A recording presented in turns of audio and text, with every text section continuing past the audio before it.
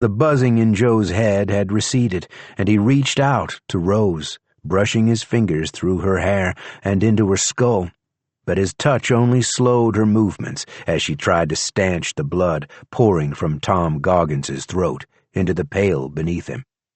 John Jr. had missed Tom's jugular with the enormous cleaver, but had sliced the flesh away from his shoulder bone, exposing Tom's clavicle. Benito finished sawing through the cord around Tom's ankles, and Rose helped him catch Tom's body when he dropped. Together, they carried him to the table and laid him down. Moses gave the guns to Benito and pressed his handkerchief against Tom's wound. Mercifully, Tom had already passed out. "It's too much blood," Moses said. "I don't know if we can stop it." He had seen worse injuries on the battlefield, but he had not seen a man survive a wound as bad as Tom's. Joe backed away from Rose and reached out to Tom. He touched the old witchmaster, and the flow of blood stopped. Moses gasped and snapped his fingers at the others. "I need a needle and some thread or some fishing line," he said. "I have to close this wound right now." He was fully awake now, and although he didn't know why Tom's bleeding had slowed, he was anxious to seize the window of opportunity. "Mrs. Bender's apron pocket," Rose said. Benito was across the shed in 3 bounds. He flipped the landlady's body over and lifted the apron over her head, bringing the entire thing back to Moses. "Can you save old Tom?" he said. "It would take a miracle," Moses said. "But we're due for some good luck, aren't we?" "Moses," Ned said from the doorway, "when you finish up with him, I might need a pair of eyes on this bullet wound." With that, he slumped against the wall and slid to the floor. Chapter 21. A sizable crowd was gathered outside the shed when they came out. To Benito, it looked like the entire town was there. He wasn't familiar with the gun Moses had given him, and had little experience with guns to begin with, but he stood outside the door and spread his legs to make himself look bigger, and pointed the pistol. "There's no need for that," Hiram said. "We're feeders," Peter said, "not butchers." "John Jr. was our butcher," Hiram said. "We'll have to find a replacement now," Peter said. Benito waved the gun at them and kept his mouth shut, afraid anything he said would give away how confused and frightened he was. Behind him, Moses and Rose carried Tom outside. They laid him on the ground beside the great red coach, and Rose climbed in. She threw out tins of food, jars of potted meat, and sacks of oats, making room to lay their wounded across the seats. When she had emptied it out, Moses helped her lift Tom into the coach. They laid him across one of the long leather seats, left him there, and returned to the shed. A few minutes later, they brought Ned out and laid him next to Tom. "We'd better find Rabbit quick," Moses said. "She and I had a discussion after the last time she went missing," Rose said. "She won't go far from us again. She runs when she senses danger. I think that's why Tom named her Rabbit." "How does she sense danger?" Moses said. "Couldn't she tell us so we can run too?" As Rose was backing out of the coach, Ned woke up and grabbed her wrist. "It was your husband," he said. "Joe Mullins saved us." Rose pulled her arm away.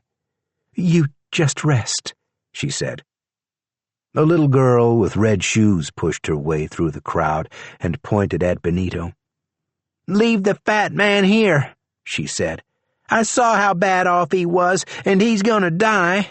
You'll waste the meat if you take him." Benito shuddered and accidentally fired a round into the dirt at the girl's feet. Hiram and Peter closed ranks, pushing the girl behind them. "You would shoot a child?" Hiram said. "That's uncalled for," Peter said. "You've killed us, you know," Hiram said. "The whole town," Peter said. "We'll die without meat." "Here," Moses said. He picked up a potted ham from the stack beside the coach and tossed it at the crowd. It bounced in the grass and rolled to a stop against Hiram's foot. "You won't meat?" "That will not do, sir," Hiram said. "What is wrong with you people?" Benito said. He wanted to fire the pistol again, but he was afraid he might hit someone. "Our fathers did this to us," Peter said. "Elvira Bender's husband made a pact with the devil to keep us alive through our first winter here," Hiram said. "The first sacrifice," Peter said. "Nestor Quivera," Hiram said. Benito heard a murmur pass through the crowd, and several people bowed their heads. "He gave his life so we might live." "And we were cursed for it." "I don't care," Moses said. "You better move back, 'cause this coach is coming through in a second, and I'm not going to stop if I run some people over." "Rabbit," he whispered to Rose. She put her fingers in her mouth and whistled. A moment later, the child emerged from the woods behind the rooming house. She walked to the coach and climbed in, and Rose climbed in after her. Moses hauled himself up onto the driver's seat. Benito made a last threatening gesture with the pistol, then ran to the coach and clambered up onto the seat next to him. Moses snapped the reins, and the horses moved out. The sea of townspeople parted for the red coach. It bumped down off the grass onto the packed dirt of the road and rolled away from the Bender house. Benito turned to watch, but no one chased them. Moses kept the horses moving as they passed the funeral parlor, the mercantile, and the train station. Clyde rolled out onto the porch of the general store and watched them go. When the coach reached the railroad tracks, Ned opened his eyes and struggled to sit up. "Just lie still," Rose said. "We're all right now." "Help me up," he said, and she did. He leaned his shoulder against the cushioned wall and gazed out the window. The coach rocked from side to side as it bounced over the tracks, and Ned smiled and waved. But when Rose looked out the window, she saw nobody. She put a hand on his forehead. Chapter 22. The huntsman reached Quivira Falls an hour after sunset. Not a soul was about, but he smelled desperation and fear in the air. The company he was tracking had already gone from the town, he knew, but he also knew he was not far behind them. The woman with arsenic in her veins was easiest to follow, despite the team of horses muddying her scent. The tracks of the coach ran off the road and were deepest where it had sat for some time behind a rooming house. The huntsman surveyed the piles of tinned beans and vegetables, the potted meat, and the bags of grain that were left in the dirt. He could make no sense of it, but he gathered a few items and stuffed them in his sack. The huntsman could smell blood. He opened the door of a long shed. Inside he saw a sloped stone floor built for drainage, a butcher's block, and a number of meat hooks hanging from the ceiling. A large man and an old woman hung from two of the hooks, their throats slit, their blood collecting in pails beneath them. The woman was missing an arm. The man's rib cage was split open. His liver, heart, and both kidneys were gone. Blood had splashed from the pails and pooled on the floor. The huntsman smelled gunpowder in the air, and he dropped to all fours to explore the room thoroughly. The company had been ambushed in the shed. There had been a gun battle, and two of their attackers had been killed. But the hanging bodies puzzled the huntsman. Curious, he left the shed and circled the rooming house. The front door was open, so he stood and entered as a man would. He heard voices at the back of the house, and he sniffed the air, then drew his bow and nocked an arrow. He walked through an arched doorway into a kitchen and surprised two men working at a low counter. An enormous pot bubbled on the stove, and the huntsman could smell carrots and potatoes. One of the men was leaning on a crutch and trying to work a meat grinder fastened to the end of the counter. The other man was using a huge cleaver to split a human arm at the elbow. The huntsman was confused for a moment because the man was missing an arm himself. It looked for all the world as if he were butchering his own appendage. But he turned when the huntsman entered the room, and the huntsman could see that the man's wound had long since healed over with new skin. "Well, hello," said the man with one arm. "Hiram, we have company." The man turning the crank of the meat grinder looked up and smiled at the huntsman. "Well met, stranger," he said. "I'm afraid you've caught us at an inopportune moment. If you're looking for a room for the night, I'm sure we can accommodate you," said the man with one arm. The huntsman shot him through the throat and knocked another arrow before Hiram could react. He shot Hiram in the chest, and both men fell at the same time. The huntsman circled the counter and checked to be sure both men were dead before retrieving his arrows. He looked around the rest of the house and determined that his quarry had spent some time in 3 of the rooms upstairs. They had left nothing behind. He exited the house, closed the door behind him, and walked north up the street, sticking to the long shadows cast by starlight. Curtains moved in windows as he passed. A door halfway down the street opened, and a little girl stepped outside. She wore red leather shoes and a patch over one eye. He ignored her. At the end of the street was a general store, and the huntsman went inside. A small man with a wheel strapped to his leg rolled out from a back room, saw the bow and the nocked arrow, and quietly reversed direction. There was no rhyme or reason to the store's displays.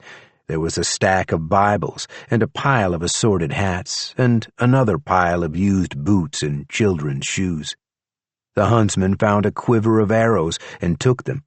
There was an assortment of knives, and he chose 2 that were sharp and well-weighted. He left a coin on the counter. The little girl was waiting for him outside. "You're too skinny," she said. He passed her and crossed the street to the church. The girl followed him. "What are you doing?" she said. "Go away, girl." "Are you looking for something?" "There's a pile of Bibles in the general store, but the church is across the road. It makes no sense." "Why do you care?" "I told you to go away." But her question bothered him. Why did he care? He was supposed to be following the people in the coach and ending their journey. He knew he was wasting valuable time, but he had grown increasingly curious. His quarry had escaped the ghouls in the shed and the atrocities at the ranch. They had not tarried in the wood of sadness with its strange music designed to ensnare travelers. They were either very fortunate, or they were possessed of powerful magic. "The church isn't for outsiders," the girl said. The huntsman ignored her. The church was the largest and most elaborate structure he had seen in Quivira Falls. It was gleaming white, with a steep roof and stained glass windows on either side of a massive front door that must have been imported from the east. The huntsman took a moment to examine the windows. One of them portrayed a black goat sitting at a table. Laughing men sat arrayed on either side of the goat, and a large platter was being placed in front of it by a nude woman with the head of a cat. On the platter was a selection of red objects that the huntsman took to be cuts of meat.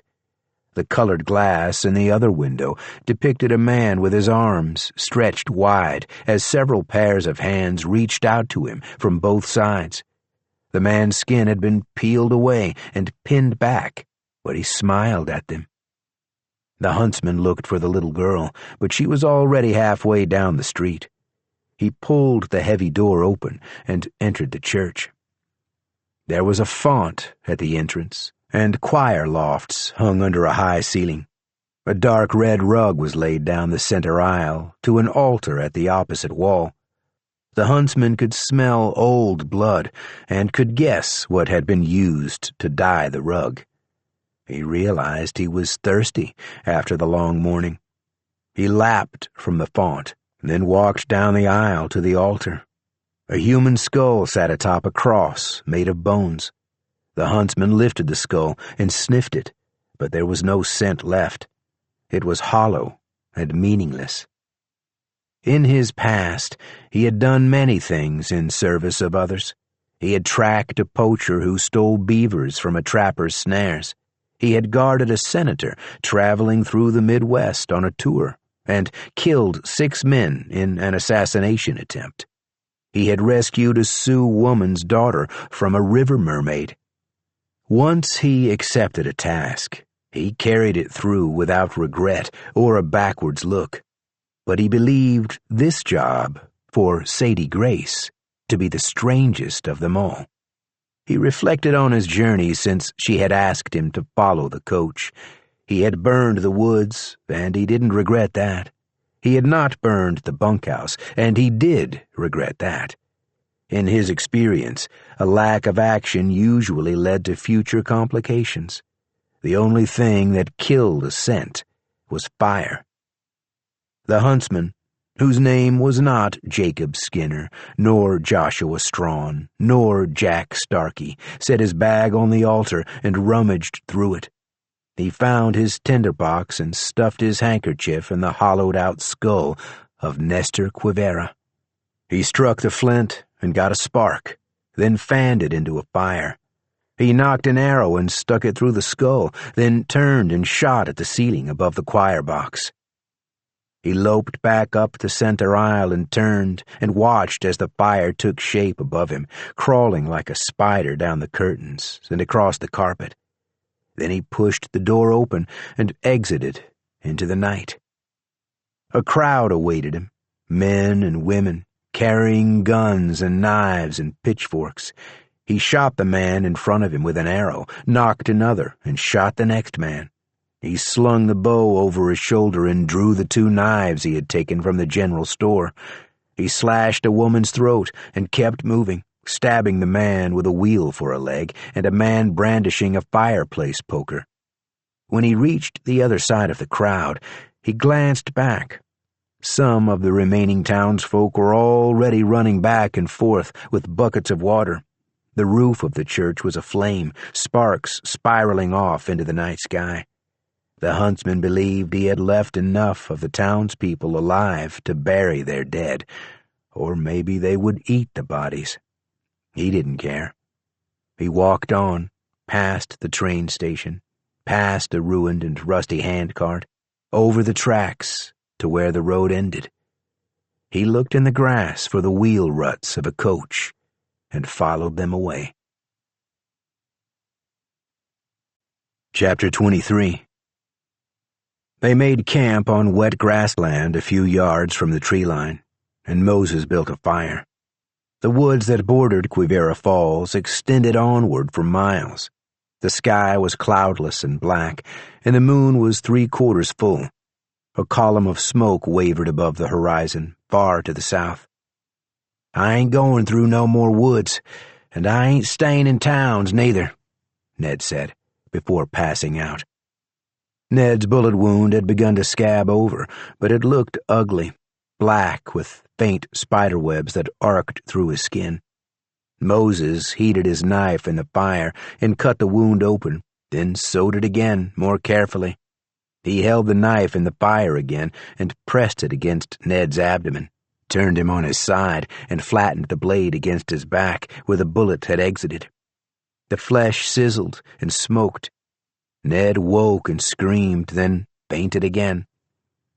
Joe Mullen sat by Ned's side with his hand on the cowboy's chest, slowing his heart rate. The other man, the old one, was too far gone. Joe wasn't sure how he knew it, but he knew he couldn't help him. "Tom doesn't look good," Rose said. "No," Moses said. He removed the bandages from Tom's throat and shoulder, the fabric soaked through and crusted with blood, and dressed the wounds with fresh bandages. He glanced across the fire, where Rabbit was curled up on the ground with her head resting on Rose's right foot. Rose was reading to her from a slim book of poetry. "You're good with that child," Moses said. Even got her trained to come when you whistle. You ever have children of your own?" "No," Rose said, startled. She closed the book and set it aside. "I don't think I would be a good mother. There's a balance I fear I would lack. Too much affection or too little. Too much discipline or too little. I worry I would err to one side or another." "Well, I think you might be a little hard on yourself," Moses said. He felt mildly embarrassed to have asked such a personal question, and he was reminded that he had only known his traveling companions a few days. Rose was virtually a stranger to him, or he would already know she didn't have children. Rose stared at the fire and stroked Rabbit's short hair. It was, she thought, only the fact that Rabbit was not hers that allowed her to care for the feral child. Wherever Rabbit had come from, and whatever had happened to her, Rose bore no responsibility. There was no part of her that was also in Rabbit, and she could look at the child without seeing herself reflected back. She was able to instruct and protect Rabbit without feeling a trace of shame or guilt or anger. It was why she had enjoyed being a schoolteacher. It was a hard thing to understand about herself, and she knew she would never find the words to convey her feelings to Moses or to anyone else. She thought Moses might make a good parent someday, if he ever ceased his endless travels and settled down. Joe watched his wife's face. He wanted her to see him and hear him, so he could say goodbye, so he could ask for her forgiveness and tell her he forgave her. Of course, it was too late. From a practical and legal standpoint, their marriage had ended when she wrapped him in a curtain and buried him under a sycamore. "Too much unfinished business," he said. Ned opened his eyes and frowned up at Joe, then closed them again. "Ben," Moses said, "this fire isn't going to last all night, and I should probably stick here to keep an eye on our injured." "I will gladly fetch wood," Benito said. "I wish I had thought to do it before you asked." "There's a hatchet in Ned's saddlebag," Moses said. Benito found the hatchet and considered borrowing Ned's yellow hat, too, but thought better of it. His head was cold, but a hat was a personal thing. He walked away from camp toward the black trees, swinging the hatchet through the air like a sword. Moonlight gave the grass around him a silvery sheen. It was good to be part of a group, he thought, and to have found such decent people to travel with. He had been running for weeks, hiding from marshals and bounty hunters, afraid to talk to anyone, and unsure if he would ever again find someone to trust. He was worried about Ned and old Tom, and worried, too, that once they arrived at their destination, the company would break up and go their separate ways. He didn't care to be alone again. When the time came, perhaps he would ride on with Ned and Moses, if they would have him. Or he might apprentice himself to old Tom and learn to be a witchmaster. Maybe Rose would buy a farm or a ranch and remain in Burden County with Rabbit, and maybe they would hire him on as a hand. He had some experience at ranching. Not much, but what he didn't know, he would learn. There was also the possibility he might meet a beautiful young woman at the end of the trail and make a home of his own. The thought brought a smile to his face and banished his worries for the moment. Benito plunged into a thicket, and the moon disappeared behind a dense tangle of branches above. He moved forward carefully, peering into the shadows for young saplings or dead timber he could hack apart with the small hatchet. He found a clump of sumac and began chopping low to the ground. The hatchet easily bit through the sumac's thin stems, and he gathered them with his free hand. When he judged he had cut enough for the night, he pushed the handle of the hatchet into his belt and wrapped his arms around the bundle of kindling. He had misjudged its girth, and he staggered forward, bouncing his shoulders against trees to keep his balance. Before he had taken a dozen steps, he saw a dog. It was large and black, well back in the trees, a hunched shape with yellow eyes. If not for the eyes, Benito thought, he might have mistaken it for a collection of stumps and branches, an optical illusion. But the dog blinked at him, the glint of yellow vanishing and reappearing. "Hi, puppy," he said. There had been dogs on his family's farm in Mexico, and he had gone hunting a time or two with a favorite uncle who used dogs to chase down foxes and raccoons. But Benito had no knowledge of wild dogs. He thought about the pistol he had left behind in camp, and he thought about the hatchet on his belt. "I am sorry if I disturbed your rest, sir," he said to the dog. "I wish you no harm." The dog didn't move, so Benito took a step toward the pasture, which he could now see through the trees, a silver shimmer in the moonlight.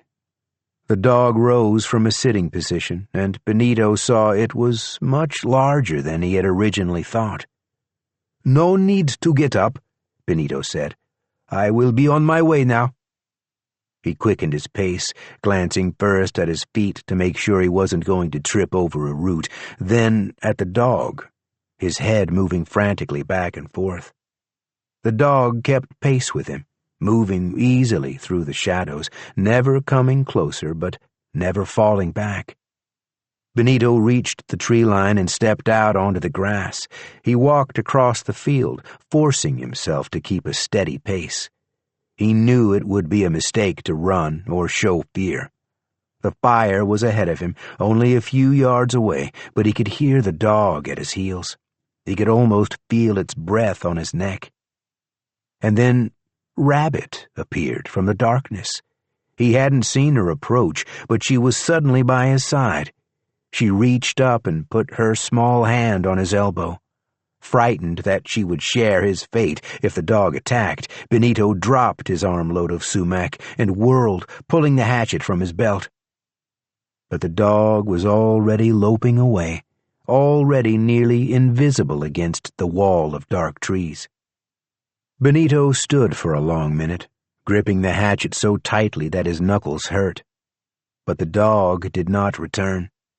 At last, Benito stuck the hatchet back in his belt and bent, hefting the sumac onto his shoulder. He took Rabbit's hand, and together they walked back to the campsite. Chapter 24. Tom Goggins watched Benito and the child return to camp. Benito had a massive load of thin branches slung across his shoulder. "That's sumac he's got," Tom said. "Damn fool Mexican. That kind of wood's gonna spark like crazy in the fire." He turned to his companion and realized he didn't know the fellow. The man sitting beside him at the fireside was slightly built, with a droopy mustache and a pipe clenched between his teeth. "Where'd you come from?" Tom said. The stranger took the pipe from his mouth and looked away at the column of smoke on the southern horizon. "Name's Joe Mullins," he said. "Mullins? You wouldn't be related to Rose, would you?" Across from him, Benito had dropped the pile of wood and was talking to Moses in hushed tones. Benito seemed upset. He stamped his foot and threw his hands in the air. "That boy looks like he just lost his best friend," Tom said. "Were you two awful close?" Joe said. "If you can be close with a Mexican." He noticed his wounds no longer pained him. "That Negro is a damn fine medic," he said. "I haven't felt this good in a year or two, I guess." "Well, there's some upsides to it. I suppose it's on me to break it to you, since you ain't figured it out yet." Tom took the news of his death poorly. He argued at first and tried to punch Joe. He got up and stalked off into the darkness, but didn't get far. A few yards beyond the campsite, he found he was making no further progress and when he stopped thinking about walking away, he was suddenly back at the fire, staring down at his own body, stiff and still, on the grass. "I guess it's true," he said. "I'm deceased." He walked over to where Moses was pulling a short-handled shovel from his bag. Moses's horse whinnied and shied away from Tom, but Moses stroked the Appaloosa's mane, quieting her. "Moses, you got to try harder," Tom said. "Don't let me go like this." He felt a flush of embarrassment. He could imagine how his reputation would suffer now that he had been killed by ghouls in a Kansas rooming house. He had expected to die in a terrible fight with a powerful witch. Then he remembered he had the necessary thing in one of his bags. He had bought a miraculous powder from an old woman in Missouri, a powder that was said to slow the progress of death. Not for long, but it might buy Moses time to save him with proper medicine. But when Tom tried to open his bag, his hand slipped through the canvas. It felt like his fingers had fallen asleep. They tingled in a fairly pleasant way, but he wasn't able to get a grip on the bag, let alone pull it open. He thought for a minute, then went back to where Joe Mullen sat. Joe was watching Ned Hemingway, and occasionally reaching out to rest his hand near Ned's chest. Whenever he touched Ned, the cowboy's labored breathing slowed. "Is Ned about dead too?" Tom said. "I don't know," Joe said. "I think if he makes it through tonight, he might live." "Well, that ain't fair," Tom said. "I want to live too. I got people waiting on me up north." "I'm sorry about that," Joe said. "I don't mean I want Ned to die, though," Tom said. "That ain't what I meant at all." "We'll see if he does," Joe said. "I tried to help you too, but you was too far gone." "I appreciate the effort, and I'm sorry I tried to hit you just then. I guess you're dead too?" "Have been for a while, but I guess it takes a minute to get used to the idea." "What am I supposed to do now?" Tom said. Joe shrugged.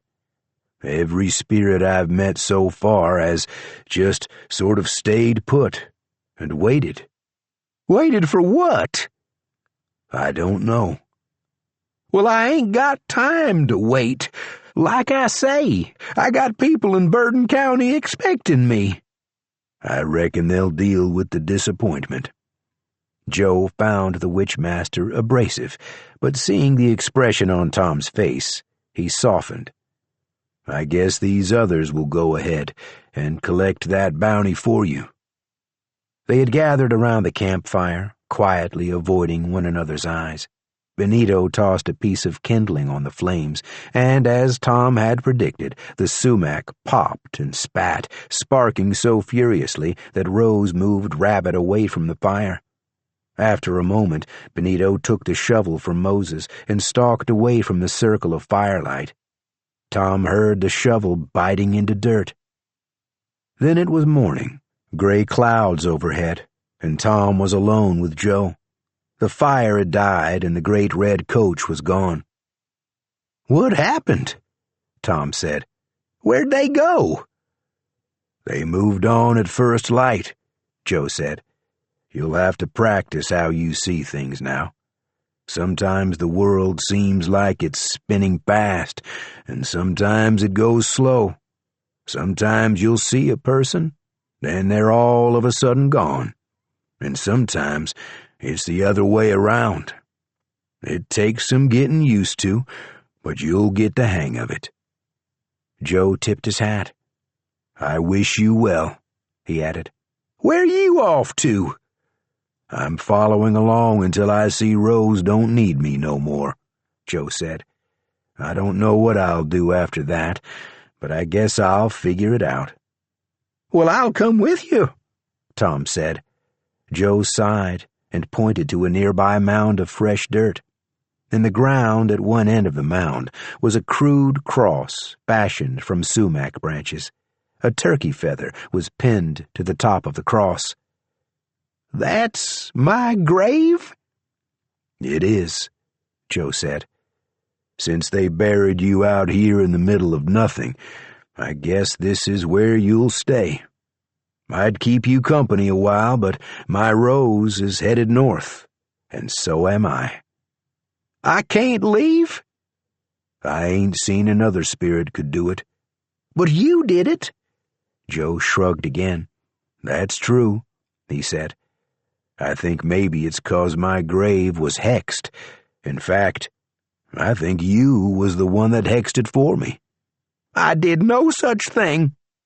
"Someone nailed a little doll to a tree right over my body." "That was a witch hex," Tom said. "I didn't hex you. I hexed the witch." "Well, then maybe it wasn't that. I don't pretend to know about such things, but whether it was the hex or something else, I left my body back there. I hope you'll have similar luck someday." With that, Joe Mullins turned his back to Tom Goggins and walked away north, following the tracks of the coach. Chapter 25. Charlie Gamble came upon Quivira Falls early in the morning, when the sun was just a thought in the dark eastern sky. It had taken him 10 hours to bury the bodies in the bunkhouse. He had paused several times and gone to the barn, laid on a bale of hay, and cried. When he left the ranch, he had propped the bunkhouse door open, though he didn't think any amount of fresh air would help with the stench. He thought he might never be the same again. Now he was in a hurry to catch up with the huntsman. There was a rooming house by the side of the road, and it had a vacancy sign posted in the front yard. But Charlie had no intention of stopping. As much as he wanted to return to Fulton, Texas, he needed some proof that Benito Cortez was dead. He spurred his horse forward. Far ahead at the end of the road, he could see the smoldering remains of a building, with people milling about in front of it. Wisps of smoke wafted in the morning breeze, darker than the purple sky. As he drew close, he saw that the building was burned nearly to the ground. The roof had collapsed, leaving charred support beams standing useless in the smoking rubble. People crossed the street in 2s and 3s, carrying bodies into a train station. Some of them looked up at Charlie as he rode past, their faces ashen and fearful, their clothing blood-stained and covered with soot. He was curious about what had happened, but hesitant to ask anyone. Nobody looked particularly friendly. A little girl stood on the platform in front of the station. Her hair was black, and her shoes were bright red. She had a patch over one eye, and Charlie wondered if she had lost the eye in the fire. She pointed at him as he drew near and shouted something unintelligible. Charlie smiled at her, pitying her lack of an eye, and he was surprised when she leaped off the platform at him. She grabbed his leg, and Charlie lost his balance, sliding sideways on his saddle. The satchel of Wells Fargo banknotes came loose, and Charlie caught it with one hand, scared to let go of the horse's reins. He instinctively kicked out at the girl, striking her in the face with his boot. She dropped a knife he hadn't seen and fell away from him, her nose gushing blood. He righted himself in the saddle and looked back. The girl picked up the knife from where it lay in the middle of the road. Ignoring the blood that flowed freely from her smashed nose, she ran after Charlie. He snapped the reins, and the horse broke into a fast trot, carrying him over a set of weed-choked train tracks, far into a pasture, and the little girl was lost to sight behind him. He reined in his horse and dismounted, watching in case the girl suddenly reappeared. He could imagine her bounding through the grass, brandishing her knife, and he shuddered at the thought. He checked his saddle and tightened it, then made sure the satchel of money was properly secured. He opened his shirt pocket and looked inside. "How are you, Mr. Frog?" he said.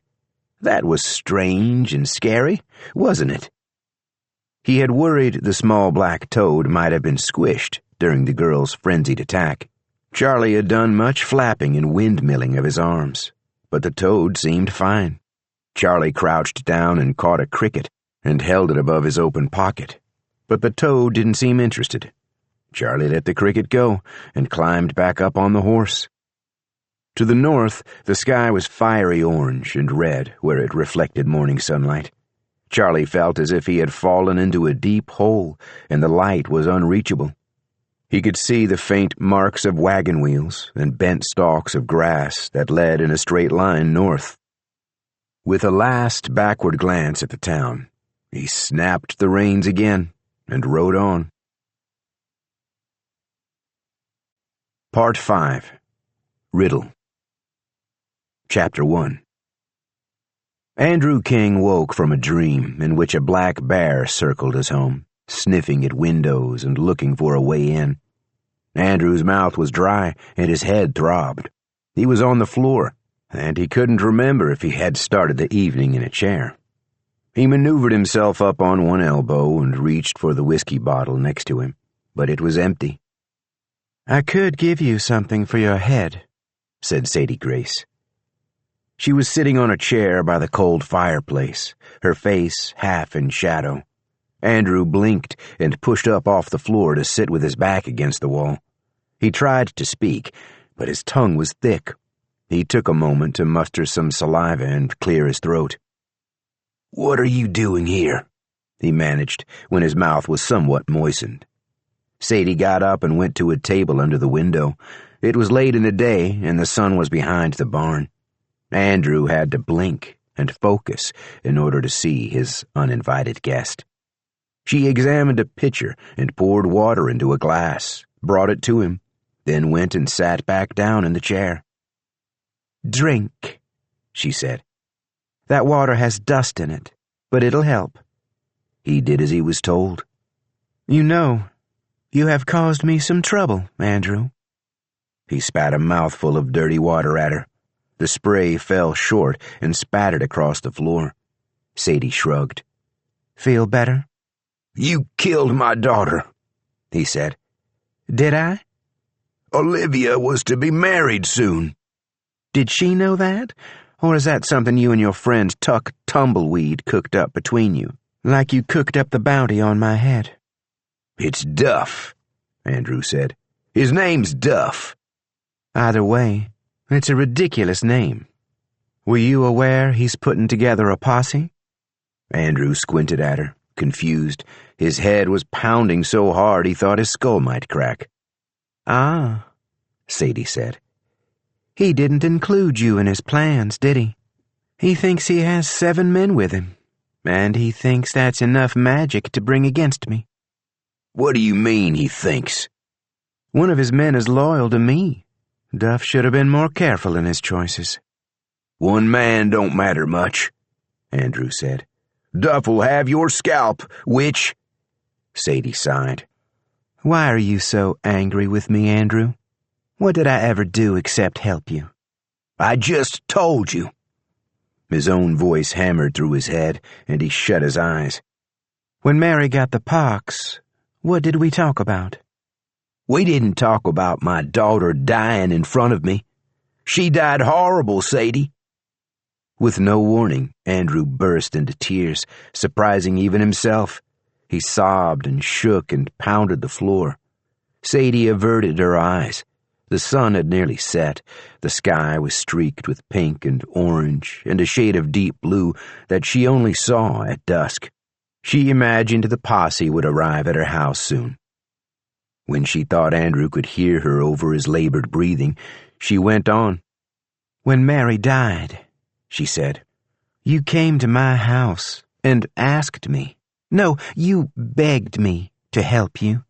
If you got the pox from her, you wouldn't be able to work, and you'd lose the farm. Do you remember telling me that?"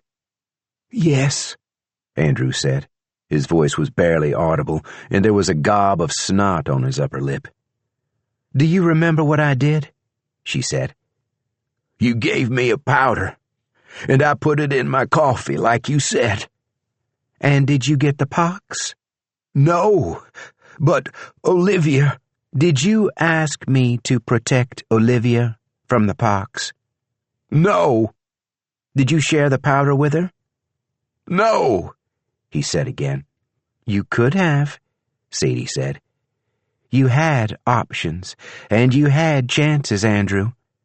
So how am I responsible for your daughter's death? You didn't save her. Sadie shook her head and rose from the chair. She regarded Andrew in the fading light. Are you going to kill me? He said. I saved you once, she said. It would be a waste to kill you now. The worst thing I can do to you is leave you to wallow in your misery. She reached out and took a bottle down from the mantel. Here, I even brought you a parting gift. She stepped forward and set the bottle on the floor within his reach. He grabbed for her ankle, but she skipped backward. Oh, Andrew, you don't make it easy to forgive you, dear. She left him then, walked out onto the porch in the gloom and closed the door behind her. He listened to her footsteps on the porch stairs, and when he was sure she was gone, he picked up the bottle. He unstoppered it and sniffed at the brown liquid inside, then tipped it up and swallowed a mouthful. Chapter 10. It was Henry Crenshaw's habit on the first Friday of every month to take inventory of his fabric, and he was hard at work, pulling down bolts of gingham and lace and laying them out on the glass-topped counter, where needles and thimbles and scissors were displayed on long felt runners. His wife, Elizabeth, was similarly busy, counting spools of thread and lining them up in narrow racks along the back wall of the shop. Henry looked up at the sound of the little bell over the front door and stuck his pencil behind his ear. "How can I help you, gentlemen?" he said. 3 men stood in the doorway. The one with long, greasy hair pushed a limp handful of it out of his eyes. "We're just looking around," he said, "getting a feel for this town of women haters." "Excuse me?" "To be truthful," said a second man with a white streak in his hair, "we appear to have wandered into the wrong place." "We were looking for guns," said the third man. He was older, and his blonde hair was brushed across the top of his head in an unsuccessful attempt to hide his baldness. "Ah," Henry said. "No, we sell dry goods here. You'll want John Riddle's place, up the street." "You only sell cloth here?" "Well, no," Henry said. "We have various items and services available. If you're looking for a new shirt or slacks, my wife's an excellent tailor." As soon as he said it, he knew he had made a mistake. Their uniforms were shabby and dirty, but as soon as Henry mentioned his wife, all 3 men turned to look at Elizabeth, who was rewinding a length of yellow thread that had come unspooled. "Darling," Henry said, "I'm missing a bolt of muslin. Would you check in the back for me?" Elizabeth shook her head, about to remind him that the fabric was all right there on the racks. But she saw the 3 men, and caught the look in her husband's eye, and without a word she disappeared through the heavy curtain to the back room.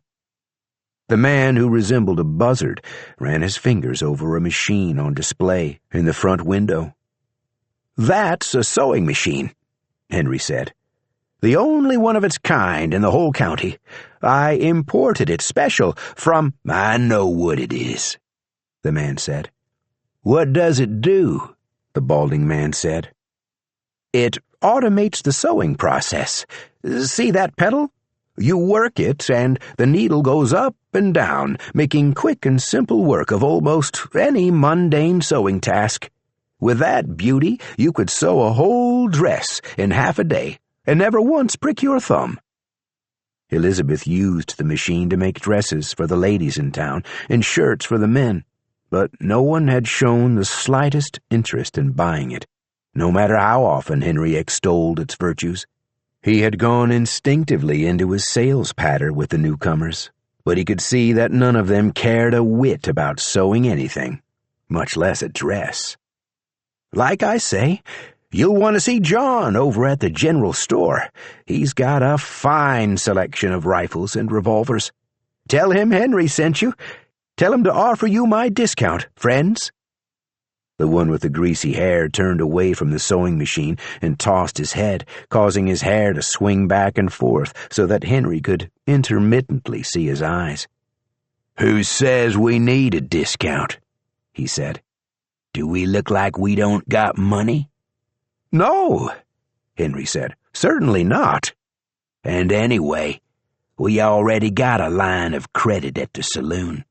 I suppose we can get one at the general store, too, if we want it." "And I'm sure we can get credit here, too," said the man with the white streak, "if we want it." "Well, I would need a fixed address. A line of credit would only apply if you lived and worked here in town. If you men are only passing through, we come to rid you of your witch problem," the bald one interrupted. "You ought to be more mindful of how you treat us. With that reward money, we could come back and buy this store off of you. Hell, we could buy this whole damn town."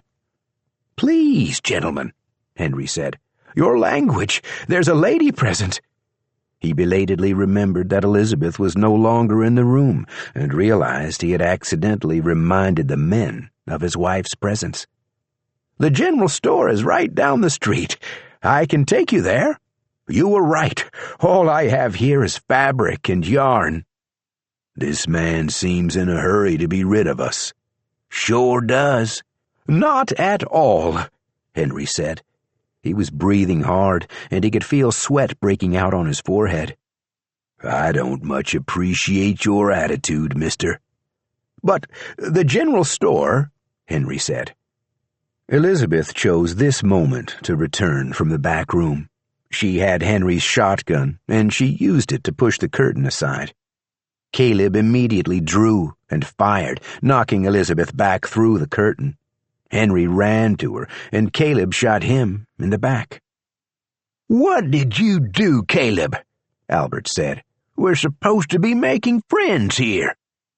"I guess I bought us a dry goods store," Caleb said. "You better hope them wasn't the folks offering the reward," Jeffrey said. Chapter 11. Moses and Benito came back down the hill, Benito carrying the little shovel.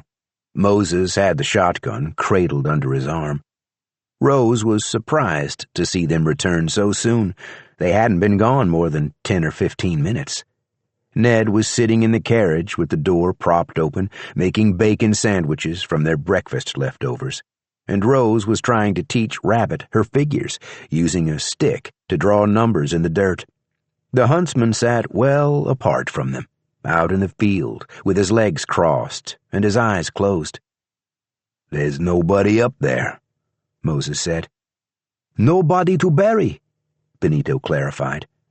He had kept Tom's old felt hat after removing the turkey feather, and his big brown eyes were shadowed by the brim. Rose decided the hat made him look older and maybe slightly dangerous. "Mr. Skinner said he killed the man with the rifle," Rose said. They all regarded the huntsman, still as a statue in the pasture, long salt grass blowing around him. They knew almost nothing about him, although Moses said he had once heard a nursery rhyme about a hunter with yellow eyes. "If he did kill that sniper, a coyote must have dragged the body off," Moses said. "Or perhaps the dead man got up and walked away," Benito said. "I've seen stranger things this last little while," Ned said. He handed Moses a sandwich and lowered his voice, and the company gathered around the open door of the coach. "I've been thinking. Tom was the one pressing us to go up to Riddle. Now Tom's gone, and I ain't sure there's a reason for it anymore." He took a bite of his biscuit and chewed. "Now, me and Moses was on our way to Nicodemus when we joined up with you all, and that town lays west of here." "You're all welcome to come with us," Moses said. "My family would put you up." Benito nodded. I will go where you go." "The telegram I sent," Rose said. "When we were in... I cabled Philadelphia and gave Riddle as my next stop. If there's a response, it will be waiting for me there." "Should we consider the bounty?" Benito said. $1,000 is a lot of money." "We didn't earn that money, son," Moses said. "I don't think I want to claim it." "And if Tom was wrong about killing that witch?" "He was," Rose said. "I'm certain he was wrong." "In that case, them folks might expect us to finish what Tom started," Ned said. "I ain't in no kind of shape for it. Besides, from the look of those clouds, a big storm's brewing to the north. We'd be riding straight into it." "Well, I'm going on north anyway," Rose said, "and Rabbit will come with me." The huntsman spoke, startling them all. They were so intent on their conversation that none of them had heard him approach. "I'm also going north," he said. "You?" "Where that child goes, I go." "I don't think that's necessary," Rose said. She had imagined Jacob Skinner would go his own way. The thought of sharing his company made her uneasy. He fixed his yellow eyes on her. "Where the child goes, I go," he said again. "Then I am going with you too," Benito said. He puffed out his chest and narrowed his eyes at the huntsman, trying to appear menacing. Moses shared a look with Ned. "Well, I guess Nicodemus can wait a few more days," he said. "I've come this far. I might as well see this through." "Always wanted to visit Burden County," Ned said. "You want a bacon and biscuit sandwich, Jake?" The huntsman took the offered sandwich. "6 of us, then," he said. "7 would be better."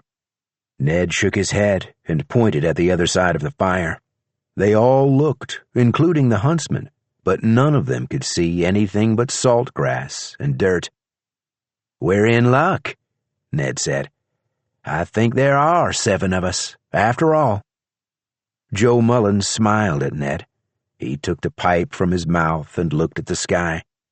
He saw ugly green clouds rolling in, but he didn't know whether he was looking at the present or the future.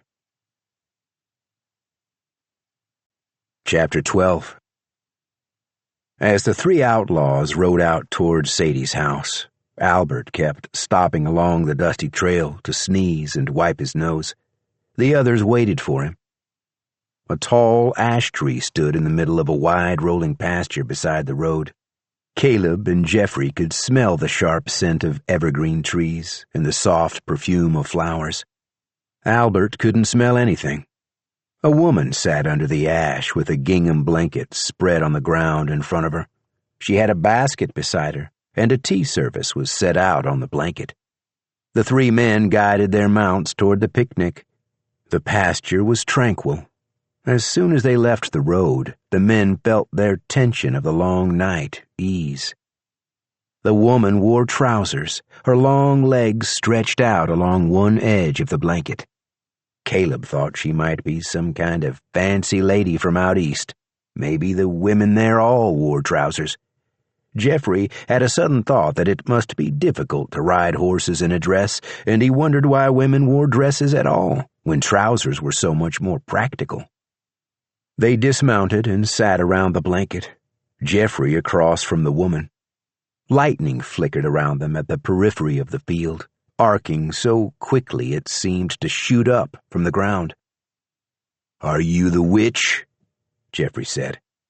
"Would you like a sandwich?" the woman said. She reached into the basket. "No," Caleb said. "We're—" "I know what you are." The woman unwrapped a watercress sandwich and nibbled at a corner of it. She looked around at the 3 of them, and Jeffrey felt suddenly self-conscious about his torn and dirty uniform. Albert wiped his nose again. "We might not look like much," Jeffrey said. "We're dangerous men." "Indeed. You killed Henry and Elizabeth Crenshaw. They were good people." but I suppose they were no match for dangerous men. We didn't know their names. Now you do. Names are important. Would you like some tea, Geoffrey? Lady, we know better than to eat or drink anything you offer us. Pity, the witch said. She poured from the pot into her own cup and sipped. The tea would have been faster and less painful.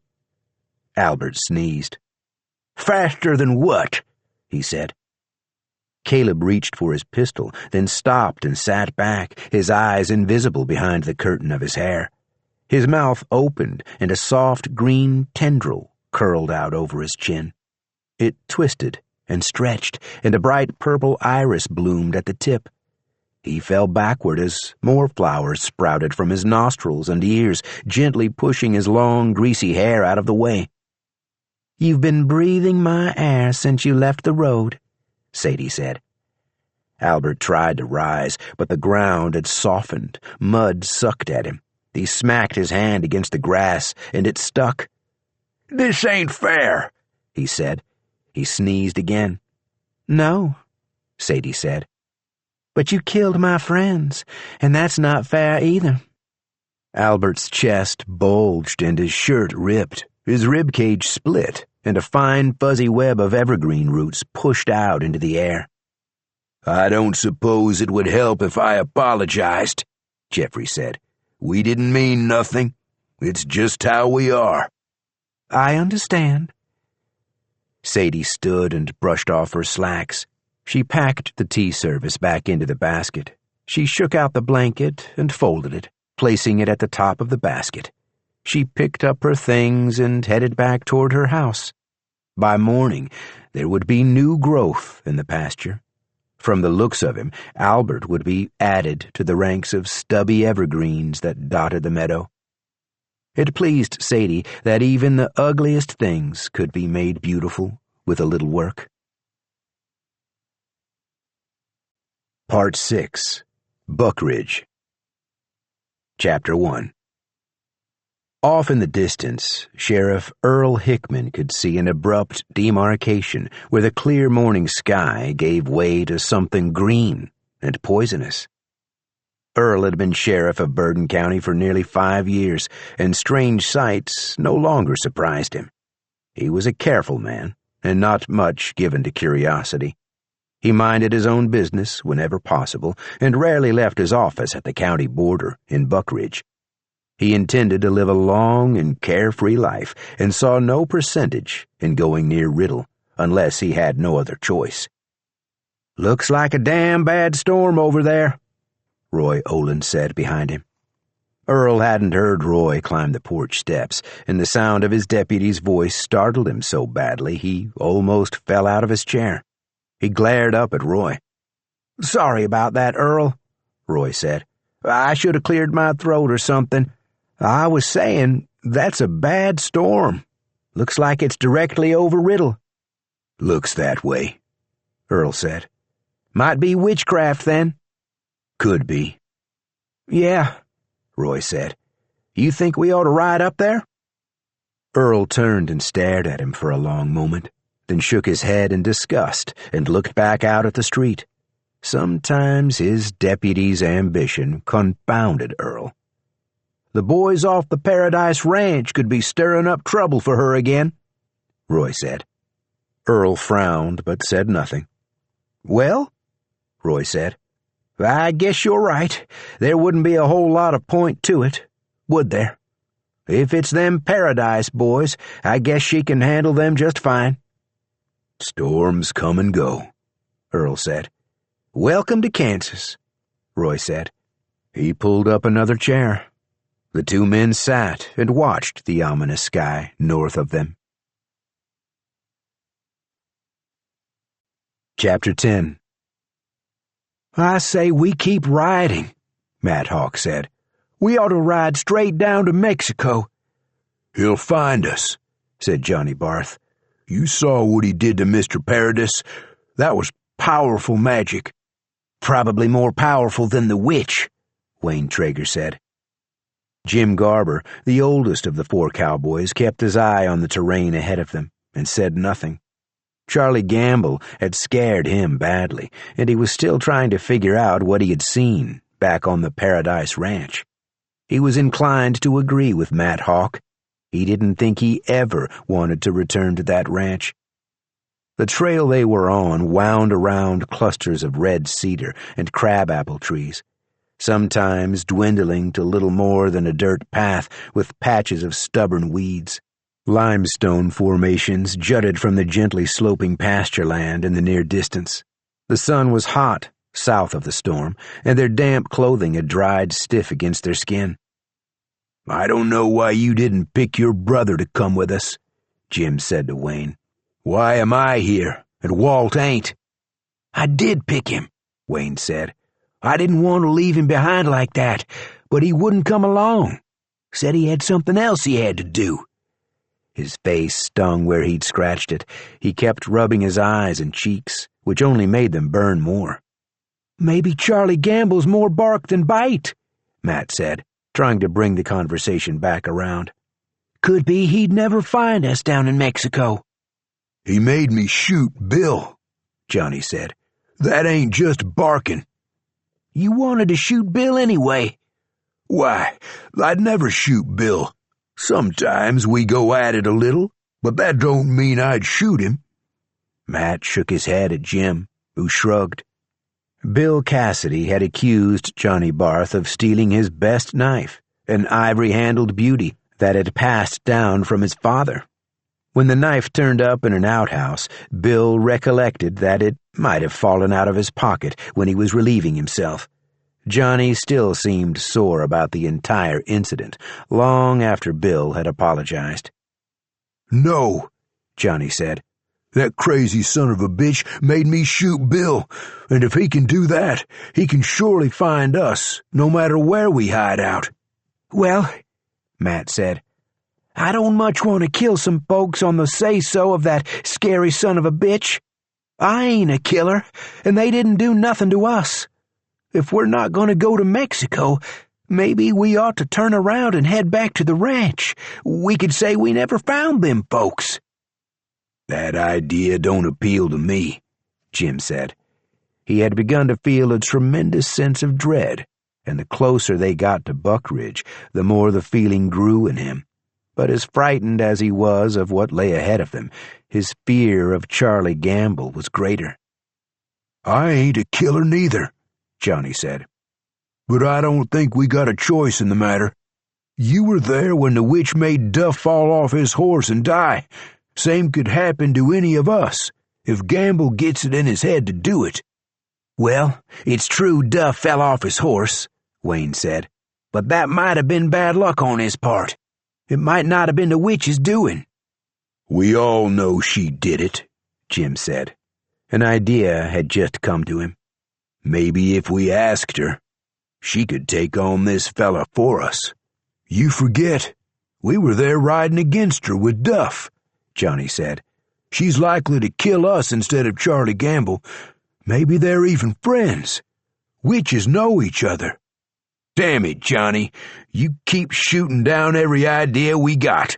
"Well, I do have an idea of my own, but I don't know as it's an especially good one." "Tell it."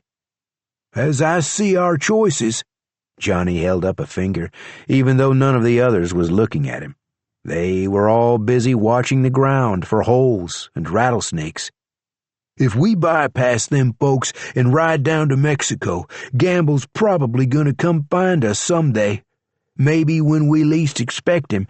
Maybe when we're all settled in with pretty Mexican wives and a bunch of half-Mexican brats underfoot." "So you say." Matt thought he might be able to find a Mexican wife, but Johnny had a large wart on the side of his nose with thick white hairs growing from it. Matt didn't think most women, Mexican or not, could overlook that wart long enough to marry Johnny Barth. Johnny ignored him. He held up another finger. "If we do as he says and we kill them folks for him, he's liable to kill us anyway. He seemed damn vicious to me. I bet he already killed half our friends while we're out here running his errand for him." Jim shivered. "So you're saying we're damned if we do, and we're damned if we don't?" "I'm trying to say there's a third option," Johnny said. "What if we go on ahead and kill these people, but then we take the woman and the child with us, and then we ride down to Mexico? Gamble's got some kind of interest in them." "He don't care about the woman." "Just the child, then. But if he does come looking for us, we got something to bargain with. Anyway, it wouldn't hurt to take the woman, too, in case we don't find no Mexican brides." "You're talking about hostages." "If you want to call it that, I call it an ace up our sleeve." This made some sense to Matt Hawk, who had already secretly given up and was starting to wonder what would happen to his few possessions back at the Paradise Ranch when Charlie Gamble killed them. Jim could also see the logic in what Johnny was saying. He nodded slowly and steered his horse around a suspicious clump of dirt. "We might be doing that woman and child a favor," he said. "For all we know, them men they're with took them from their family. We'd probably be a lot nicer to them." "That could very well be," Johnny said. "Yeah, we might be doing them a favor. That woman might even be grateful towards us." Matt didn't think the woman would be that grateful, especially when she got a look at Johnny, but he bit his tongue. Johnny was sensitive on the subject of his wart. Still, the more Matt thought about it, the more he liked the idea. They rode on quietly, each of them thinking about warm Mexican beaches. "Say," Wayne said after a while, "maybe these folks have some money. We could have a nice steak for ourselves by the time we get to Mexico." This idea brightened their mood even more, so that when they rounded a bend in the trail and saw Buckridge up ahead and a big red coach sitting in the middle of the street, they were in decidedly better spirits. Chapter 11. One minute Joe was walking along a path that cut through fields of green corn. The next he was standing in front of a sign, "You are now leaving Buckridge. See you on the way back through." Joe wasn't a strong reader, not like Rose. He stood for a moment, sounding out the words, then turned and saw the big red wagon far behind him, stopped in front of a building with a wide porch. Ned Hemingway was lying in the street, and the others were gathered round him. Joe kept telling himself he would get used to the way time jumped around on him, but it was still mystifying. He had somehow traveled forward along the road without seeing the others, and had got ahead of them. He set off back toward them and passed through a few confusing seconds of nighttime, the moon orange and full above him. He was sitting in the farmhouse, and Rose sat across from him at the little pine table, reading aloud from one of her books. He was standing under the sycamore tree, looking out at the uneven rows in his field. He was in Buckridge, Kansas, looking down at Ned, who bled freely from the wound he had received in Quivira Falls. "Well, this ain't good," Joe said to himself. He knelt and put his hand against Ned's abdomen, and the blood stopped flowing. Ned gasped, and his eyes opened. Joe tried not to dip his fingers too far inside Ned, but he wasn't solid enough to feel what he was touching. And when Ned tried to sit up, Joe's hand went right through him. For a dizzying moment, Joe was in a dark saloon, holding a royal flush. He pulled his hand back. "The bleeding stopped," said a nearby man. "Ought to move him before it starts up again." The man had a sheriff's star pinned to his vest, and his hand rested on the butt of a revolver. Joe ignored the man and concentrated on keeping his hand near Ned's body, keeping the flow of blood to a minimum. The sheriff stepped up onto the porch and opened the door.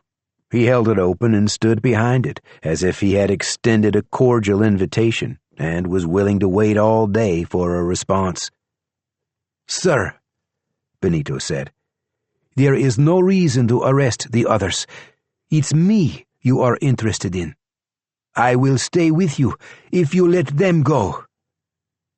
"I'd like to keep you all around until I hear back from the bank you stole that coach from, and from the sheriff in Texas, where the bank fella says he was deputy.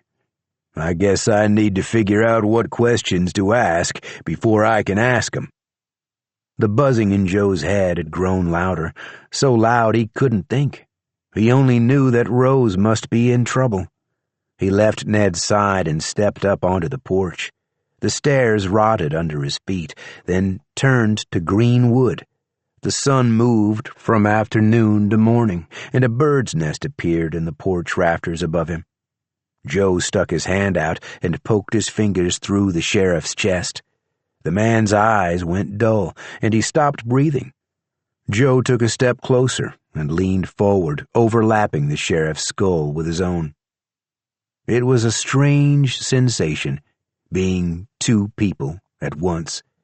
Joe saw the sheriff as a young boy, sitting by a green river with a net, saw the present moment, and saw his skin wrinkle and his hair go gray. He saw the sheriff lying dead in the street, still bleeding from his throat. Joe wondered what would happen if he pushed himself farther into the sheriff, layered his entire body over that of the other man. He pulled his head away, and the sheriff staggered back against the wall. "You okay, Sheriff?" Moses said. "I guess I lost my train of thought," the sheriff said. He found his chair, sat down hard, and massaged his temples. He glared at the assemblage in the street and shook his head. "I just had a vision I was on a farm," he said. He pointed at Rose. "You were there, miss, reading me a story." "You're overheated," Rose said. "No," the sheriff said. His speech was slurred and he spoke slowly. "Whatever that was, it wasn't natural." "It could be a sign," Ned said.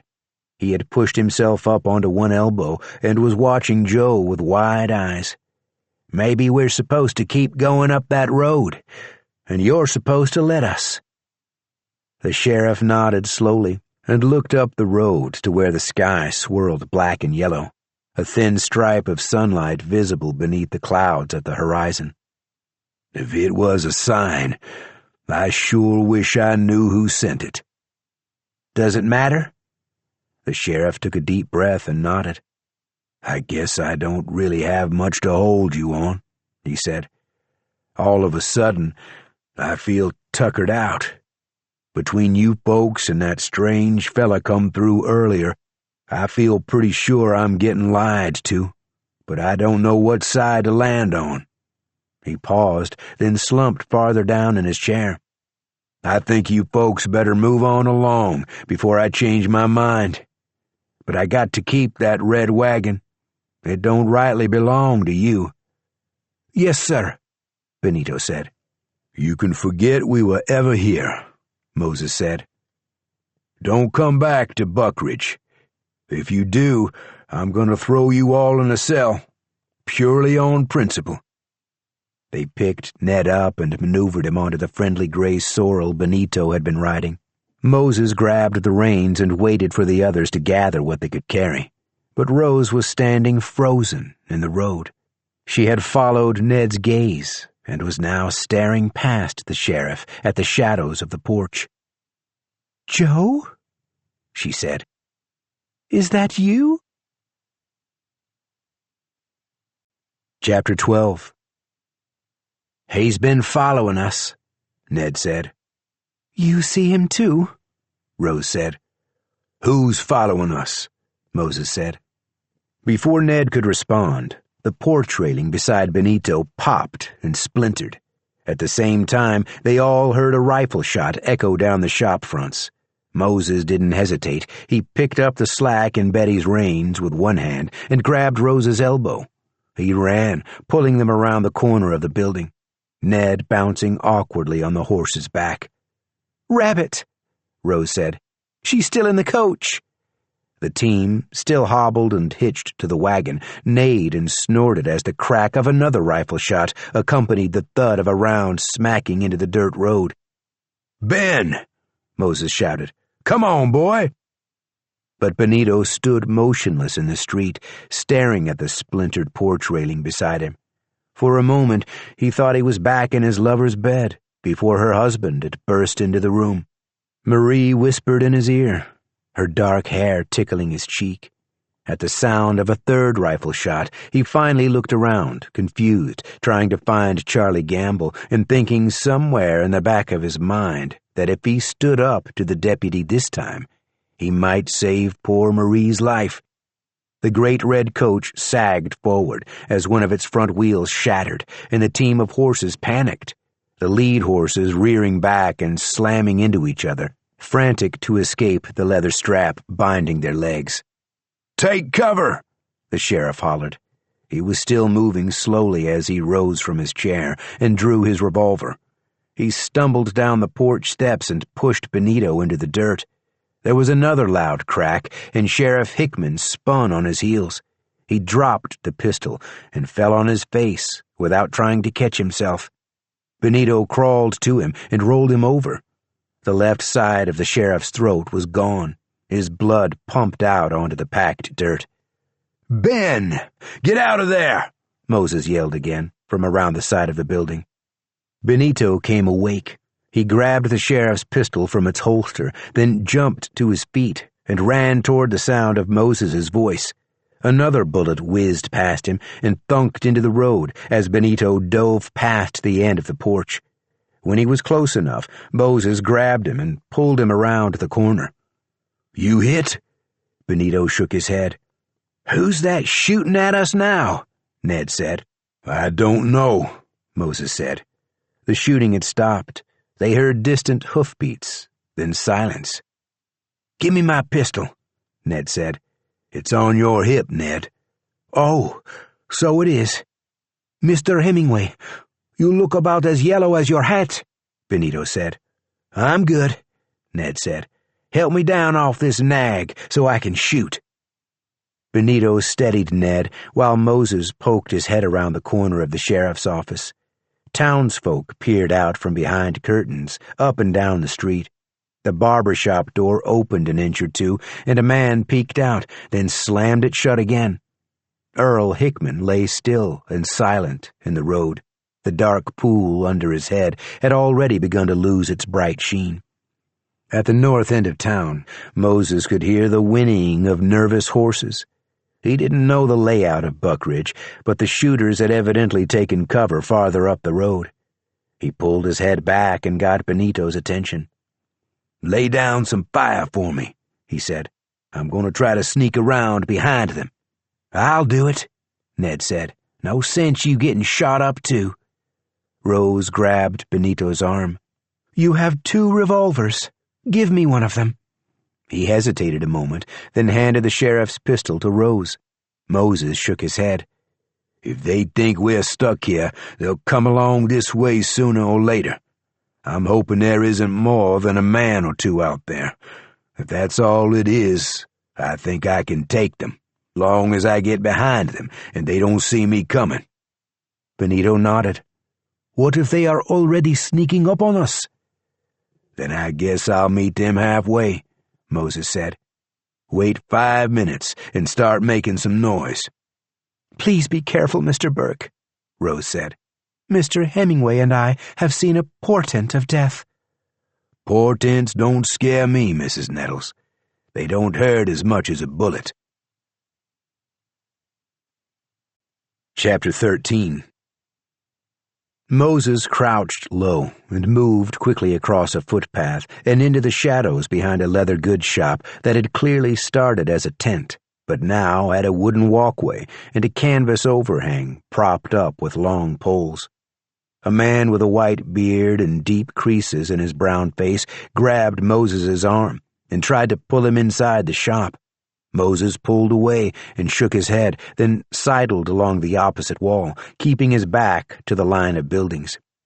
He reached a side street and could see the main road at the far end, where a man with a rifle crouched behind a rain barrel with his back to Moses. "Hey!" the man shouted, and Moses jumped back, thinking the man had seen him. "Hey, you fellas! We just want the kid." "And the woman," came a second voice from somewhere on the other side of the main thoroughfare. "We got no beef with you boys," the first man shouted. "Give us the woman and the youngster, and we'll head on down the road." Moses flattened himself against the wall of a woodshed and tried to think. The two men knew about Rose and Rabbit, and had planned their attack. They might have followed the big red coach to Buckridge and circled around, but Moses felt sure he and Ned would have spotted them out on the open road.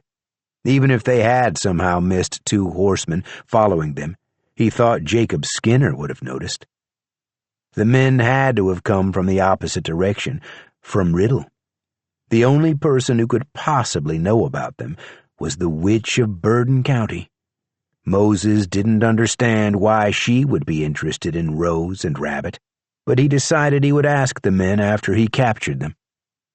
He ducked past the mouth of an alley and moved farther down, then took a diagonal side street, angling north and west.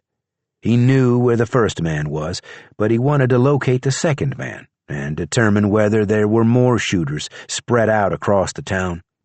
He was edging around the side of a saloon when Ned's voice came echoing up the street. "We don't got a woman or a little girl with us." His voice was loud and clear. Moses peered around the corner and saw his friend standing in the middle of the street. Ned was making himself a target, giving Moses the time and opportunity to get the drop on the shooters. But it wasn't the distraction Moses had intended, and concern for his friend muddled his thinking. "We didn't specify it was a little girl," the first man shouted. He was barely 5 yards from Moses in the next alley over. "Neither did I," Ned said. "Yes, you did," the second gunman yelled out. "You said you didn't have a woman or a little girl with you." "Well, we don't," Ned said. "What we're trying to say here," the second man said, "it might have been a boy we was talking about." "We don't got one of those neither," Ned said. "So take your pick." A pebble hit the ground near Moses's foot and bounced onto the toe of his boot. He looked up and saw Benito waving at him from the mouth of the alleyway opposite. Moses scowled at him. They'd had a plan, rough but solid, and yet nobody was following it. He shook his head and pounded the air with his fist, but Benito misunderstood. He grinned and gave Moses a thumbs up. "We got you boys surrounded," Ned said. "You might as well come on out so we can talk about this." Moses pointed ahead to where the first shooter was hidden, then pointed across the street and held up 2 fingers, indicating there was a second man somewhere in Benito's vicinity. Benito nodded and faded back into the shadows. "We don't believe you," the first gunman shouted. "You gonna give us them girls?" "Told you we don't got no girls," Ned said. "Mister, I'm gonna shoot you where you stand." Moses took a deep breath and holstered his pistol. He ran around the corner into the street and back into the next alley, barreling full speed into the first gunman, who was in the process of reloading his rifle. Moses slammed the man's face against the wall, and the rifle flew from his hands, skittering across the alley floor. Moses took a step back and drew his pistol, with one arm pinning the gunman to the wall and his pistol held tight in his other hand. He took a second to catch his breath. The shooter was wearing spurs and a big straw hat with a hole in the crown. Moses glanced at the rifle on the ground and saw it was an ancient single shot. "Well, you're no kind of assassin I've ever seen," Moses said. "My mouth's bleeding," the gunman said. "I got one of them, Ned," Moses hollered. "How many men they got?" Ned called out. "How many of you are there?" Moses said to the gunman. "You didn't gotta hurt me. We was just gonna take the woman and the girl and head out to Mexico. We could have left you out of it, but now my lips split. I asked, how many of you? He grabbed a handful of the gunman's hair and wheeled at the sound of Benito's voice. There were 2 of them, Benito said. I got the other. He was crossing the street, pushing the second gunman ahead of him. The man Benito had captured was wearing chaps and had a big wart on his nose.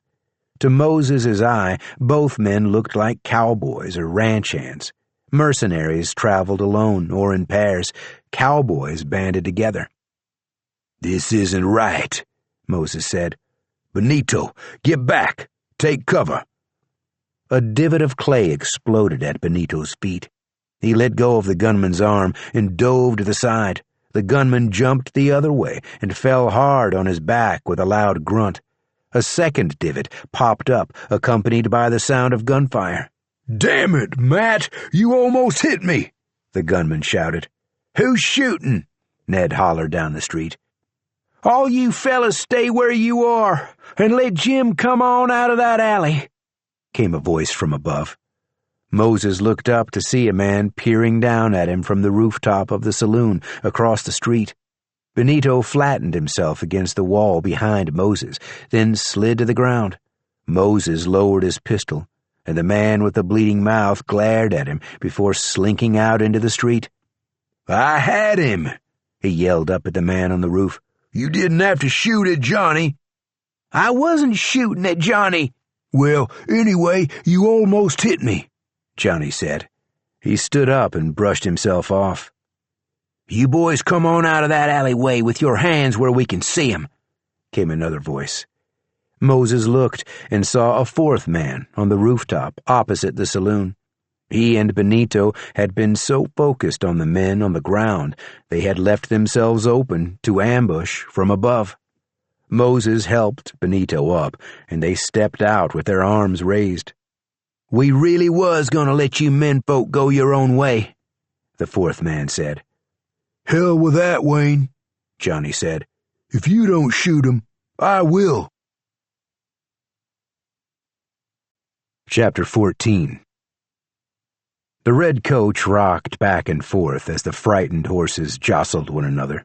The coach was too wide to allow for more than a single man on a horse to pass it in the road. Across from the sheriff's office was a blacksmith's forge, and beyond that was open farmland. The town was surrounded by open space, but had grown inward, cramming new buildings so close to existing structures that there was barely room between them. Sheriff Earl Hickman remained on his side in the street, and Ned stood over him, making a target of himself. Rose hoped there wouldn't be 2 bodies to bury at the end of the day. Told you we don't got no girls, Ned yelled. He glanced at Rose and winked. Rose moved quickly across the narrow gap between the sheriff's office and the coach, then checked to make sure her new pistol was loaded. So far, no one had fired on Ned, but Rose was prepared to shoot back and buy Ned time to take cover again. It wasn't much of a plan, but they were counting on Moses and Benito to stop the gunman at the far end of the street. Rose lightly rapped on the back of the coach with her knuckles. Rabbit? There was no answer. Rose peeked around the side of the carriage to make sure Ned hadn't collapsed or changed position, then edged around to the far side and cracked open the door. The coach was empty. Rose wasn't surprised. At every sign of danger they had encountered, the child had run. Rose wasn't even surprised that Rabbit had managed to get out of the coach and away without anyone seeing her. With the wagon door open and blocking the view from the road, Rose felt momentarily free from scrutiny. She turned and scanned the opposite side of the street, where Rabbit must have gone. Between the blacksmith and the livery, she could see open sky and the swaying tassels of corn husks. I'll whistle when it's safe, she said, though she knew Rabbit must be too far away to hear her voice. The horses pulled against their harness, rocking the coach, and another stomach spasm doubled Rose over. She gasped and bit her lip to keep from crying out. Her vision doubled, and she grabbed the edge of the wagon's long bench to steady herself. A moment later, the pain eased, and she was able to stand up straight again. She heard a note of alarm in Ned's voice, and men's voices shouting. Then Ned was limping past on the other side of the coach. "They got Moses and Ben," he yelled as he passed out of sight at the front of the coach. "Sounds like there's at least 4 of them. Take cover and stay down, Rose." As Rose turned, ready to join him in a last stand from the high porch of the sheriff's office, her copy of Dombey and Son fell out at her feet. She bent and picked it up as if in a trance, momentarily forgetting the chaos around her. The panicked horses, the distant yelling, the gnawing pain in her stomach. The book fell open to the page where she had saved the letter from her mother. She took it out, but didn't unfold it. She felt darkness pushing at her from the periphery of her vision. She believed Joe had tried to warn her that she would die in Buck Ridge, Kansas, and she felt certain she would never make it all the way to Riddle, never see Rabbit to safety, never see her own mother again. Rose reached into the pocket of her dress and found Joe's pipe and the box of matches. She stuck the pipe in her mouth and puffed on it while it took the fire. When the tiny flame touched her fingertips, she held it to the corner of her mother's letter. The paper caught fire, and Rose dropped the match. She stuck her singed fingers in her mouth and stood, watching the letter blacken and curl, a thin tendril of smoke wafting away in the breeze. Then she put the letter back in the book with the burning edge sticking out at the top, and put the book on top of old Tom's saddlebags on the floor of the coach. She picked up her valise and slung it over her shoulder, then closed the door and went around to the front where the horses were snorting and pawing, their eyes wide with fear. She knew she was in full view of the shooters, but she didn't care. She accepted that every moment might now be her last. She put her hand on the neck of a lead horse, a lovely brown and white roan, stroking his mane and feeling the taut muscles under his skin. Then she kneeled in the dirt and unbuckled the leather strap around his front legs. She had barely freed the roan's left leg when he kicked out, knocking her down. Rose pulled her knees up to her chest in time to keep from being trampled as the horses leaped forward, pulling the lopsided coach along on its 3 good wheels. A bullet plonked into the road beside Rose. The roan reared back and plunged forward again, but the damaged corner of the coach dug into the dirt and created a pivot point that slowed the team. Rose heard something snap in the rig. "Rose, get out of there!" Ned shouted. He was leaning against the wall of the sheriff's office, and Rose could see he was too weak to move. "I'm giving Mr. Burke the distraction he asked for," Rose said. "And now I'm going to go look for Rabbit." She didn't know if he heard her. A plume of smoke billowed from a window of the coach, and within seconds its entire back end was aflame. The horses pulled harder and yanked the coach free, plowing ahead down the street. Rose crossed the road toward the gap between shops. She heard distant shouting, and then another rifle round was suddenly hanging in the air beside her head, vibrating slightly as if held in a strong breeze. Joe flickered into sight and was gone. She kept moving, and the shell whizzed past, stirring her hair. It smacked into the corner of the sheriff's office behind her, an inch from Ned's face. A shower of splinters exploded outward, and Ned slumped to the floor of the porch. Rose walked through cool shadows that bordered the east end of Buck Ridge until she was standing in the middle of a narrow field of grass with tall corn in front of her. The field stretched away to her left and to her right as far as she could see. She turned and saw smoke over the rooftops behind her. She heard men screaming and gunshots, and she hoped her friends were alive.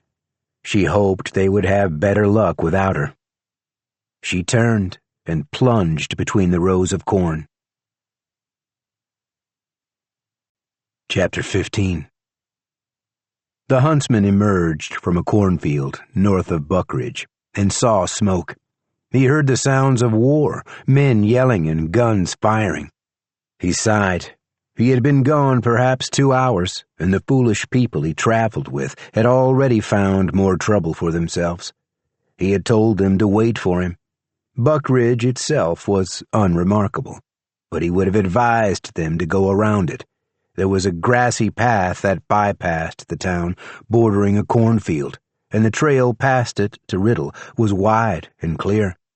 Closer to Riddle, he had found the road littered with hexes and traps, and the huntsmen had turned back to help the little company in their stupid red wagon survive the remainder of their journey. The wind blew from the south, and the huntsman sniffed the air. He sifted through the scents that came to him and organized them in his mind. The black cowboy and the Mexican boy were nearby, perhaps only 100 yards away, but hidden from view by the low structures at the edge of town. The white cowboy was farther away, still at the south end of Buckridge, and the woman was far to the east, moving at a steady pace away from the town. There were hundreds of other human smells in the area, as well as the mingled scents of cows, horses, dogs, sheep, birds, and rodents. There was also the lingering toad odor of the man he had killed on the ridge. The huntsman had smelled him on the road, too, and knew that whatever the dead man had become, he was waiting somewhere near Riddle. What puzzled the huntsman was that he could not smell the child. If she were dead, he would still smell her. Her scent would be sharper in the first hour after death, but there was no sign of Rabbit in the breeze that came to him. The only possibility he could think of was that Rabbit had somehow circled around to the north and was upwind of him, headed toward Riddle. There were many dangers on the prairie for a small girl traveling alone, and the huntsman considered doubling back. But if he had guessed wrong, he would not find her to the north, and time would be wasted. Time was one thing the huntsman couldn't control. He had no interest in the 2 cowboys, the Mexican boy, nor the woman with arsenic in her veins. He had accompanied them because the child was with them, and the child was a mystery to him. He had not encountered a mystery in a very long time. Without the child, the little band of people in the red coach were insignificant, and yet one of those people might be able to tell him where Rabbit was. He sighed and set his bag down under a half-dead elm, whose roots had pulled up from the ground. Then he rolled his head from side to side, loosening his stiff neck. He had begun to feel old lately. He readied his bow and nocked a fresh arrow, then set off toward town again, passing the sign that read, "You are now leaving Buckridge. See you on the way back through." Chapter 16. Jim Garber knelt on a rooftop across from Wayne Traeger. Between them, they had a good view down into a sort of canyon made from the haphazard arrangement of little shops and one-family homes. Johnny Barth and Matt Hawk were below, corralling the Negro and the Mexican. There had been some debate about whether to kill the men or tie them up and leave them. Jim was in favor of tying them up, but was ultimately overruled by the others. There was smoke and a lot of noise coming from the direction of the road, but Jim couldn't see much past the tall chimney in front of him. He watched Matt and Johnny discuss things for a moment.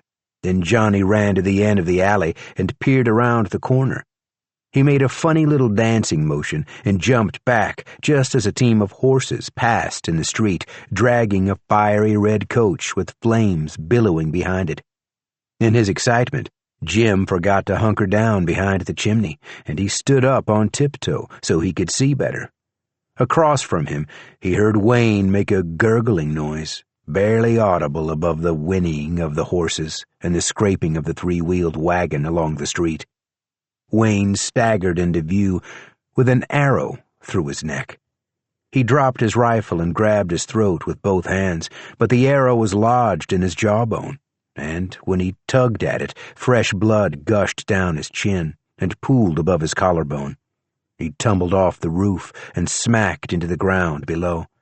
Jim dropped to his hands and knees, just as an arrow zinged through the space he had occupied half a second before. The arrow plunked into the chimney and vibrated angrily. Jim crawled on his belly to the edge of the roof and cupped his hands on either side of his mouth. "Ambush!" But nobody heard him. Matt was herding the Negro and the Mexican against the wall, getting ready to shoot them, and Johnny was kneeling beside Wayne's body as if he could still help him. In the street, the wagon tipped over, and the rig snapped, pulling one of the horses down. Its leg broke, and it began to scream. The other 3 horses tore loose and galloped away together. Something in the wagon exploded with a thud that puffed out its walls, then sucked them back in. The entire thing collapsed in on itself in a cloud of noxious yellow smoke, and Jim, who knew he ought to be paying attention to the fact that someone was shooting arrows at him, watched the poor horse still attached to the rig as it tried to stand. Its tail caught fire, and flames leaped over its hide as it pulled itself in small circles, helplessly tangling itself in the trace while its skin sizzled. Jim felt somehow distant from himself. The things happening in the street and in the alley below him were terrifying, but he was above them. They were happening without his involvement, and the chimney was a solid thing that anchored him to a place of relative stability. He crawled forward on his elbows and knees so he could see down into the alley again. "He's dead!" Johnny shouted the obvious. "Wayne's dead, fellas!" Matt lowered his pistol from where it was pressed against the Negro's head and turned toward Johnny. From his high vantage point, Jim saw a shadow move across the alley floor behind them. Seconds later, Matt collapsed. His pistol skittered across the ground and smacked into a wall. Johnny Barth grabbed his shoulder and screamed. Everyone was moving too fast, and the light was too dim for Jim to see what was happening. But it was clear they were under attack. In the alleyway, a tall man with a long gray beard moved into a ray of sunlight and looked up at Jim, then casually swept a blade across Johnny's throat. Johnny fell as Matt staggered to his feet, but the gray-haired man turned and stabbed him in the temple with the same blade he had used to kill Johnny. The old man moved deliberately, seemingly in no hurry, and yet the ranch hands had no chance to react. Within seconds, Jim was the only one of the 4 ranch hands left alive. He scrambled away from the edge of the roof and crawled to the other side, where barrels were stacked against the wall. In his panic, he misjudged his footing, dropped the rifle, and tumbled to the ground. The barrels bounced out into the street and rolled to a stop against the smoldering ruins of the red coach. Jim got to his feet and stumbled forward, a searing pain shooting from his ankle to his hip. He saw his rifle on the ground 10 feet away and hobbled toward it. With each careful step, he could feel bones grinding in his ankle, and he gritted his teeth to keep from yelling. He stopped long enough to grab the rifle, nearly losing his balance again, then hopped past the ruined coach and between the buildings on the far side of the road. He was exposed when he reached the strip of grass that separated the town from the cornfields, but he ignored the pain in his ankle and kept moving. He didn't look back in case the tall man was at his heels. Once he entered the rows of corn, he took a moment to breathe. He pulled up the hem of his trouser leg and saw his ankle was already swollen and turning purple.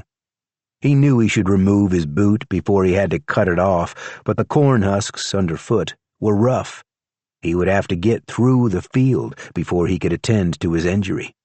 He mopped the sweat from his neck and pushed on, moving more slowly now, confident that he was safe and out of sight. He had lost Johnny, Matt, and Wayne. He didn't have the hostages they had set out to get, and he felt certain if he returned to the ranch, Charlie Gamble would kill him. His ankle was broken, and he didn't have a horse. He couldn't remember which direction Mexico lay in, and he had nowhere else to go. But he wasn't dead yet, and that was some small comfort. Chapter 17. Charlie Gamble spent an hour making Teddy Paradis dance around the yard on his broken leg.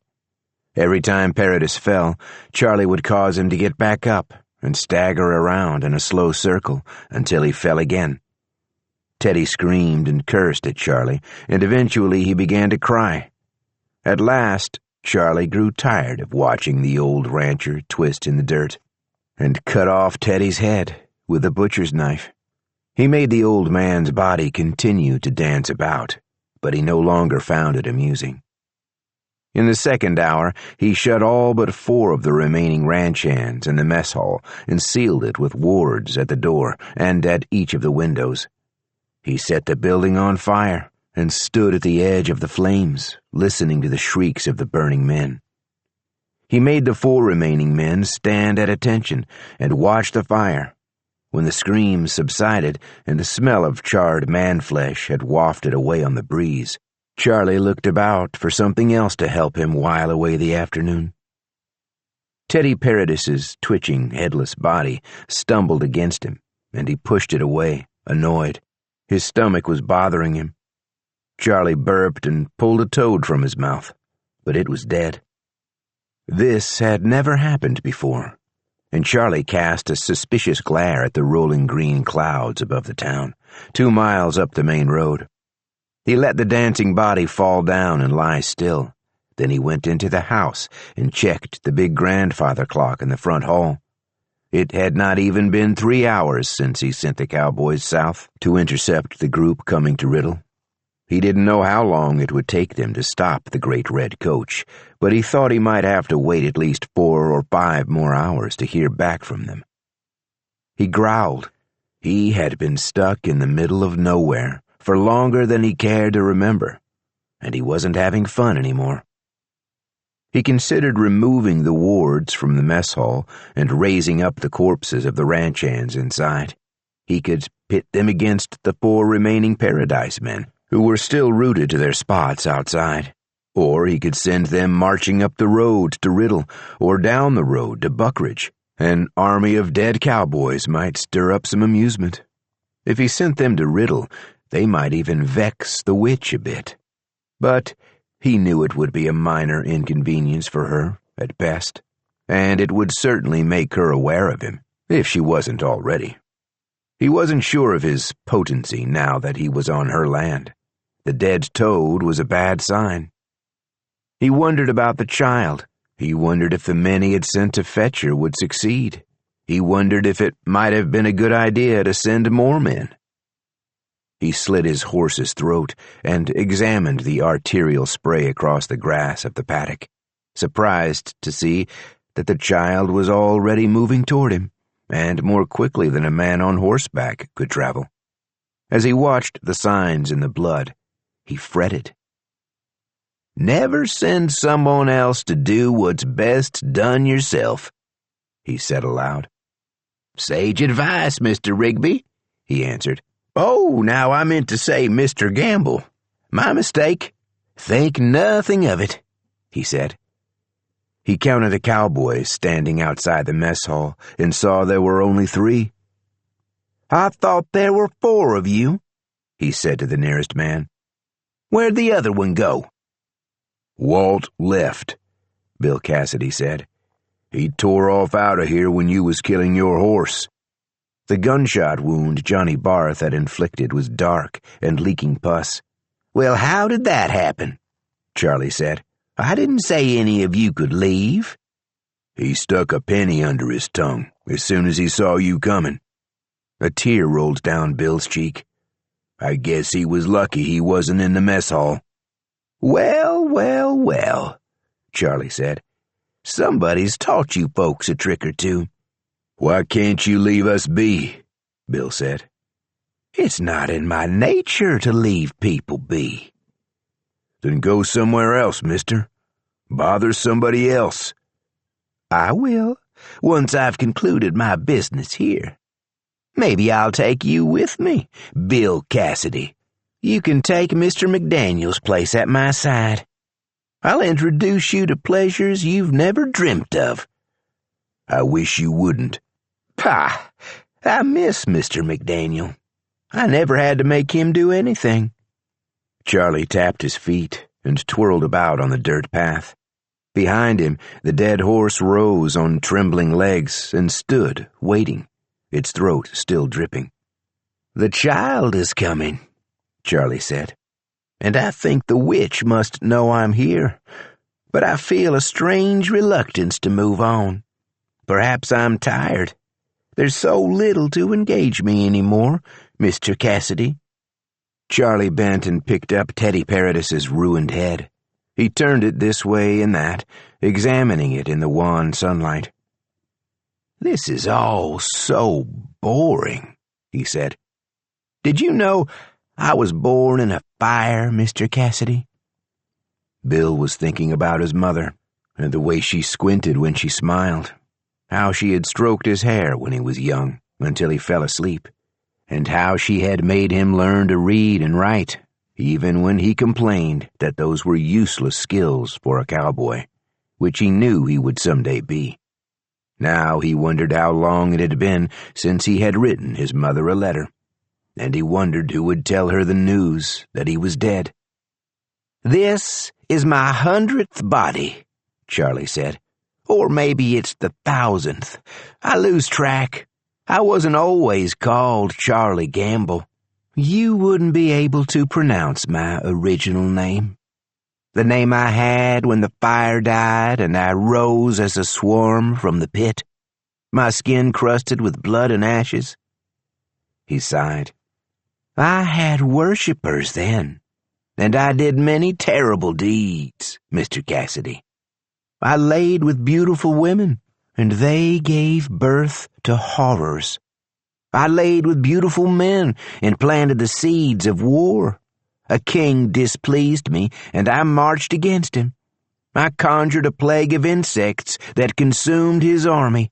I took his harem for myself, and I ate the children of his courtiers. There are still statues of me, buried under stones deep in the sand, put there to ward off death and bad luck. Oh, I miss those days, Mr. Cassidy. So few people pay me the proper respect now." He grabbed Teddy Paradis's hair and lifted the head high. Rainwater dripped from its bloody scalp. He swung the head like a lantern. "Look around us," he said. "Nothing in that direction. Nothing in the other direction. Everywhere there's nothing. But still you people come. You hope to find something in the midst of all this nothingness, and that's where I thrive, Mr. Cassidy. I live in the hope." He stuck the severed head on the horn of his saddle and pressed it down hard to keep it from wobbling. "We'd better get moving, Mr. Cassidy. There's a family reunion underway, and I'm afraid I'm going to be late." Charlie mounted the dead horse and left the Paradise Ranch, a plume of smoke in the sky behind him to mark where he had been. Bill Cassidy followed him on foot, and the last two ranch hands trailed after. As they passed under the Paradise sign at the main road, it fell to the ground and splintered into 100 pieces. Chapter 18. The cowboy with the knife in his skull staggered around the alley, firing blindly, and Jacob Skinner knocked an arrow. Moses grabbed the huntsman's arm, ruining the shot. "He's out of ammo," Moses said. "You don't have to kill him." It seemed to Benito that Jacob had already killed the man. His skin had turned gray around the head wound, and he was grunting, as if trying and failing to form words. Benito had to look away. He saw a flash of movement from the corner of his eye and turned in time to see another of the gunmen limping into the cornfield, past where the red coach quietly smoldered.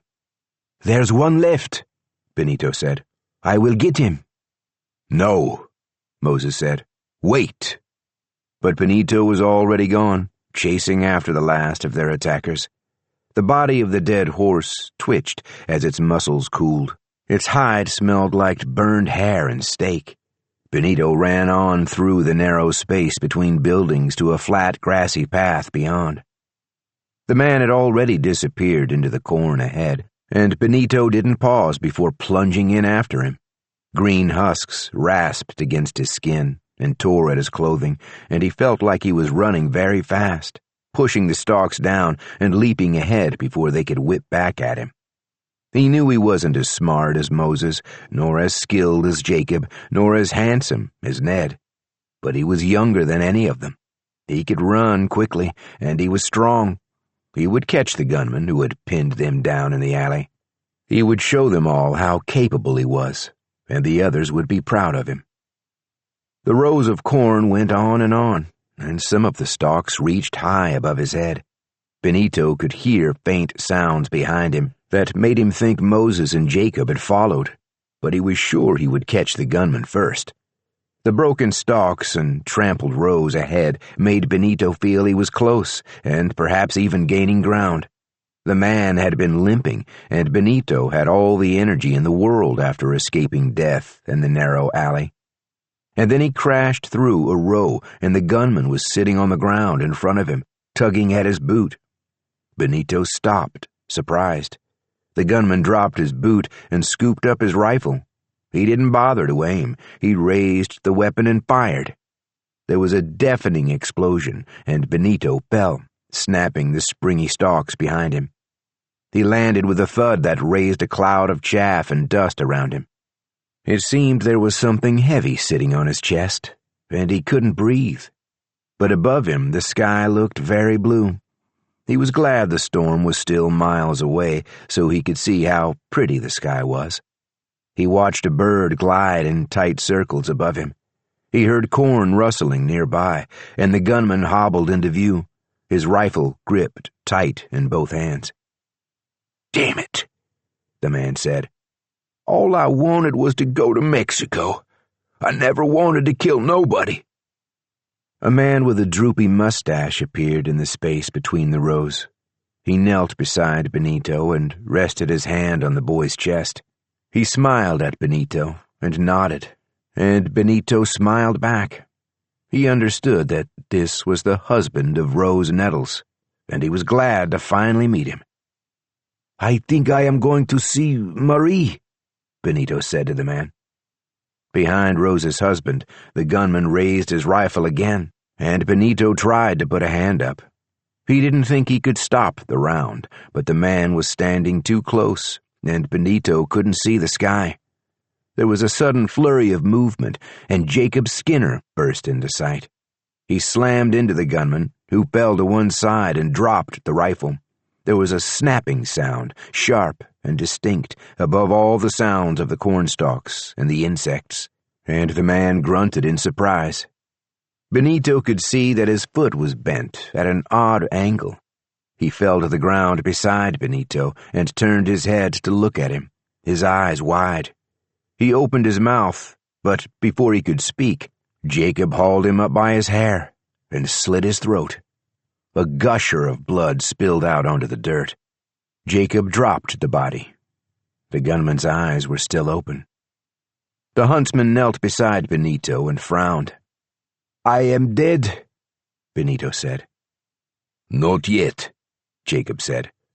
"I can finish you, if you like. It would be a mercy." "No," Benito said. "Thank you, but I believe I will lie here and look at the sky. It's very clear and bright today." But Jacob had already risen and stepped out of Benito's line of sight. Benito tried to move his head to see where the huntsman had gone, but his muscles didn't respond. He decided that was fine. He didn't need to look at the ugly old man. Instead, he watched the hawk flying far above him, circling the field, and he wondered what it could see from up there. Chapter 19. Rose imagined the pain in her stomach as a beast she was carrying across the fields of corn. She had left her friends behind, and her books too, but she no longer cared. She had become accustomed to leaving things behind. She wanted to call out to Rabbit or whistle for her again, but she kept her jaw clamped shut. She was afraid that if she opened her mouth, she would scream. She could accept her own death and the deaths of the men in her party, but not Rabbit's. She needed to make sure the girl had escaped Buckridge, yet another of the murderous little towns arranged like beads on a string. Maybe they could even make it the last few miles into Riddle, where Rose still hoped to find an answering telegram from her mother. It would be good to feel that final connection to her past before she died. Cornstalk slashed at Rose's legs and forearms, but she ignored the pain. Her valise smacked against her hip and one of her knitting needles poked her. She stepped in a rut and fell and heard herself finally scream. But it was as if the sound had come from somewhere far away. A curtain of cornstalks parted, and Rabbit stepped into the row beside her. The child approached Rose, crunching on dead husks, and leaned over her. Rabbit's expression was a mix of curiosity and concern, but there was something else in the darkness of her eyes, something cold. In a sudden burst of clarity, before she passed out, Rose knew that she had been deluding herself throughout the journey north. She had meant to help care for the little girl, but a new certainty settled in her, as deep and painful as the agony in her stomach. Her decisions had never been her own. "Why did you bring us here?" she said to Rabbit.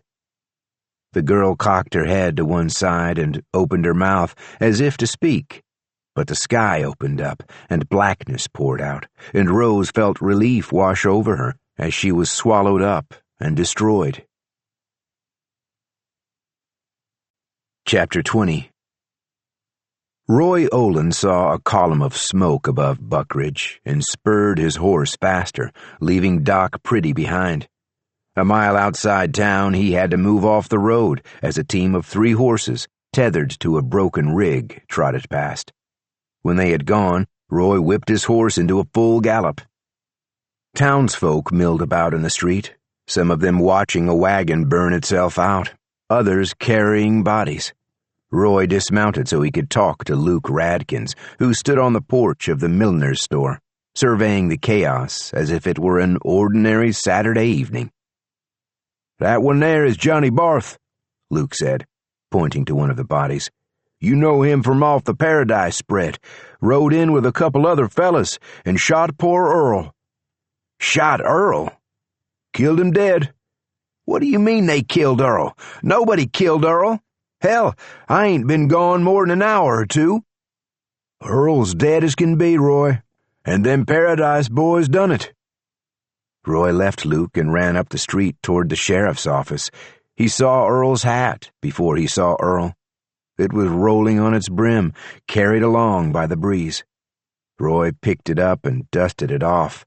Someone had moved Earl out of the road, and the body lay on the porch of the sheriff's office. Roy took the steps slowly. He stood and stared at the body, fiddling with Earl's hat. He didn't hear Luke come up behind him, and when the old man poked his arm, he jumped. "What you want us to do with the stranger?" Luke said.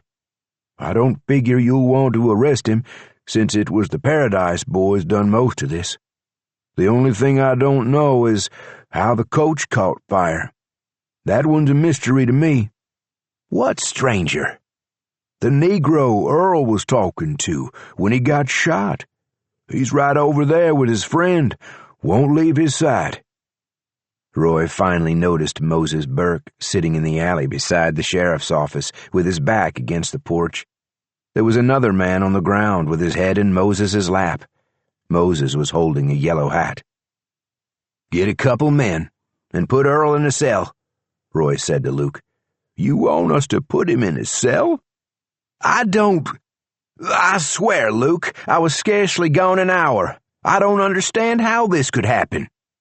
"I told you how it happened, Roy. Them Paradise boys put Earl inside," Roy said. "Put him on a bunk in there." He stepped off the porch and approached Moses. The man on the ground wasn't dead yet, but Ned Hemingway was nearly unrecognizable. Half his head was a pulpy mess that reminded Roy of beef stew. Moses was busy picking big splinters of wood out of his friend's face, and Roy turned to scan the building behind them It looked like a rifle round had blown out the corner of the sheriff's office, and it wasn't hard to figure out that Ned had been standing in the wrong place and caught a face full of wood. Moses opened Ned's vest. His fancy shirt with metal tips on the collars and fringe along the pockets was slick with blood. "Howdy, deputy," Ned said. His voice was a low croak. "I guess we brung some trouble to your town." "I guess you did. I hope you won't hold it against my friends." "I can't say yet," Roy said. "But I heard it was the Paradise Boys done all this." "It was somebody's boys," Ned said. "But it wasn't us. We was just traveling through. We didn't mean no harm." "I hear you. Would you give me and my friend a minute?" Roy nodded and turned away. Luke was leading 2 teenage boys up the porch steps. They stooped and picked up Earl's body, one boy at each end. Staggering under Earl's weight, they carried him into the building. Roy followed. "I sure didn't say it going this way," Ned said. "Who could have seen such a thing?" Moses said. "Maybe a witch could have." Ned's chuckle turned into a coughing fit. When he could breathe again, he turned his head and spat bile into the dirt. "Last time I was torn up like this, you patched me up pretty good. That's the only reason I let you hang around me all these years, just in case it happened again." "Hush up now," Moses said. "We can talk when you're rested up." "Sure," Ned said. "Sure we can. Something else I never told you. You're a lousy poker player. You gotta tell." "I don't have a tell." "Then why do I beat you at cards every damn time?" "You're lucky is all. You're not gonna make me mad." "Mad's not such a bad thing," Ned said. "I sure don't want you getting any sadder." "I'm not sad." "Would you give my hat to Benito? It's a good hat, and it shouldn't go to waste. Would you do that?" "You're going to need that hat," Moses said. "Just do that one thing for me." Moses nodded. "Good," Ned said. "Kid needs a decent hat." Chapter 21. Moses was still sitting with Ned's head in his lap when the huntsman walked out of the cornfield, carrying Benito in his arms. "Not him, too," Moses said. "My fault," the huntsman said. "Getting old and slow. I was supposed to give him Ned's hat. He won't be needing it." "Well, damn." Moses stared out at the cornfield as the huntsman laid Benito down in the patchy grass beside the sheriff's office. "Mrs. Nettles?" Moses said. "She's out there," the huntsman said. "The poison's about to run its course in her." "Poison?" "Arsenic builds up in the blood. She reeks of it." "You left her?" "I can only carry one body at a time. Do you know where the child is?" "Rabbit?" Moses said. "She probably ran. She always runs when there's trouble. I hope she keeps running until she's far away from this place." "It's strange," the huntsman said. "I can't smell her out there." He turned and walked back the way he had come, between the buildings and out across the grass. Moses could see sunshine to the south, beyond the shadows of Buckridge. He watched the huntsman disappear once again into the corn, and watched the plants spring back into place behind him, as if he had never passed that way. Roy came out of the office and took off his hat. He ran his fingers through his thinning hair and sighed. "I guess we can put that Mexican's body in there with Earl," he said. "We got more cots." He looked down at Ned's body. The fringe on the gambler's shirt fluttered as a gentle wind blew across the dirt and moved the weeds that grew up through the planks in the sidewalk. "I'll get the boys to carry your friend in there, too," Not much of a sheriff's office anymore. More like a morgue." The teenage boys came and lifted Ned's body from Moses's lap. He could see they were trying to be gentle and respectful, but he stopped them for a moment so he could button Ned's vest. He didn't like it flapping open. "We weren't supposed to be here," he said to Roy, when the boys had taken Ned inside and Roy had helped Moses to his feet. "Ned and I never meant to come up this way at all." As he said it, he wondered what had compelled them to fall in with an old witchmaster, a little girl, a widow, and a Mexican boy. He wondered why they had driven a bright red coach in the wrong direction from Nicodemus, where Moses's family was waiting for them. "It doesn't make a damn bit of sense," he said aloud. Roy understood. When he had rolled out of bed that morning, it had seemed much like any other day in recent memory. Now Earl was dead. Half the town was shot up, and there was a Wells Fargo coach smoldering in the street. He looked up the road to where the bodies of the 3 Paradise boys had been laid out. Bessie Mangrove was covering them with clean sheets she had brought from her house. Some of the local boys had braved the smoking remains of the coach and freed the burned horse from its harness. They dragged it a little ways off and stood arguing over whether horse meat was better than goat meat. Bessie stopped what she was doing and shaded her face with her hand when Doc Pretty rode past her. Roy started laughing when he saw the doctor coming. He couldn't help it. In the time it had taken him to fetch Doc Pretty, 6 men had died, and there was no longer anyone for the doctor to treat. Moses stared at him. "No, sir," Roy said. "It don't make a lick of sense." Part 7. The Old Tree. Chapter 1. Rabbit ran barefoot through the corn until she broke out of the rows and saw the dark sky ahead. She was pleased to be so close to her goal after what had often seemed a meandering and treacherous journey. She had been raised by an old couple, childless and alone, who treated her as if she were their own, and she repaid their kindness when she could. The man was a hunter, but his eyesight was no longer keen. Rabbit made sure there was always game on the hunter's land, animals that were slow or distracted when he came across them.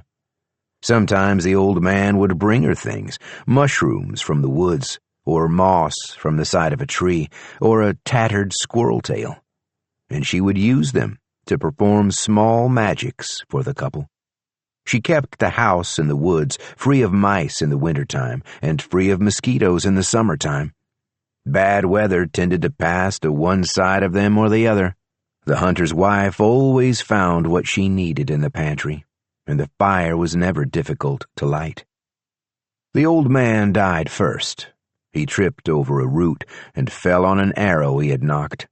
Rabbit was unhappy with herself. She had thought the path was clear enough and had failed to take into account his failing eyesight. She found him and brought his body back to the house. The old woman stopped eating and drinking when she saw her husband's corpse, and she died 5 days later, despite Rabbit's efforts to keep her alive. The following morning, Rabbit burned the house with the old couple's bodies in it. She had to move on, and she wanted no trace of herself left behind. There were people who would try to kill her if they knew what she could do. In the warm ashes of her former home, she performed a minor scrying spell. She needed to find 2 things: a new home and a teacher. She was powerful, but there was much she could learn. When she had settled on a destination, she set out along a bank of the Arkansas River, heading north and west up through Oklahoma. She traveled during the day and slept in tall trees at night. She ate nuts and wild berries and caught frogs and crawdads in the shallow water near the riverbank. She was barefoot and hatless, but sharp rocks and rough bark didn't bother her, and the warm sun didn't burn her skin. On the 3rd day after leaving the old couple's house, she came upon the body of a man in a field of holly and wild onions. The man's skull was smashed, and his face was so severely beaten that Rabbit couldn't see his eyes. He had been cut open from his throat to his groin, and his liver was missing, as was his heart and one of his kidneys. Strips of meat had been carved from his thighs and back, and he had been scalped. The dead man's possessions were strewn about the field: a pick and shovel, an iron pan, and a tinderbox. She thought the man might have been a failed miner, searching for gold and silver lost by travelers on the plains. Whomever had killed him, they hadn't bothered to steal his meager belongings. Rabbit grabbed a handful of grass and twisted it into a simple sigil that would draw coyotes and cats, so the body wouldn't spoil and go to waste. Then she turned in a slow circle, looking for smoke. Far away to the north, she saw a wispy gray column. She sniffed the air and smelled meat cooking. She backtracked to the river and crossed it, then continued on her journey, keeping the water between her and the ghoul. She woke the next morning in a black walnut tree and saw a man standing beneath it. He stared up at her with his hands on his hips. "About time you woke up," he said. "I was about to come up there and fetch you down." Rabbit said nothing. "I got breakfast frying over by the rocks, if you're hungry. I'm happy to share." He giggled, and Rabbit felt a chill run up her spine. "You're not very polite," he said. "Don't you ever say nothing?" Rabbit reached up and found the branch above and pulled herself higher in the tree. She could smell the strange man, his toad scent wafted up to her. Grease oozed from his pores. She knew he had murdered the poor miner and eaten his flesh. "No need to be afraid," the man said. "Name's Rigby, and I might be of some use to you. Lot of bandits and Indians roaming up and down along here. You ought not be traveling alone." He glanced around him. "Unless you got people somewhere nearby." When she didn't respond, he smiled. His teeth were yellow and sharp. "No, I don't think you got any people, do you? You're all alone in the world, ain't you, little one?" She didn't answer. She didn't even blink. She kept her gaze steady and thought about the various ways she might protect herself if he decided to climb the tree. But he didn't. "I can wait," he said. "You got to come down sooner or later." He sat and rested his back against the tree trunk and pulled a tin of chewing tobacco from his pocket. He stuffed a wad of it behind his lower lip and began to hum. Rabbit climbed up even higher in the tree until the branches were nearly too thin to support her weight. She found a comfortable fork and settled in. They waited all that day, he beneath the tree and her high up in it. The sun moved across the river, and the shadow of the tree traveled in a wide arc across the prairie, and neither of them spoke again or shifted position. When the sun set and Rabbit was no longer able to see Rigby below her, she set a snare below the fork, using 4 nuts and a whip-thin branch. Then she slept.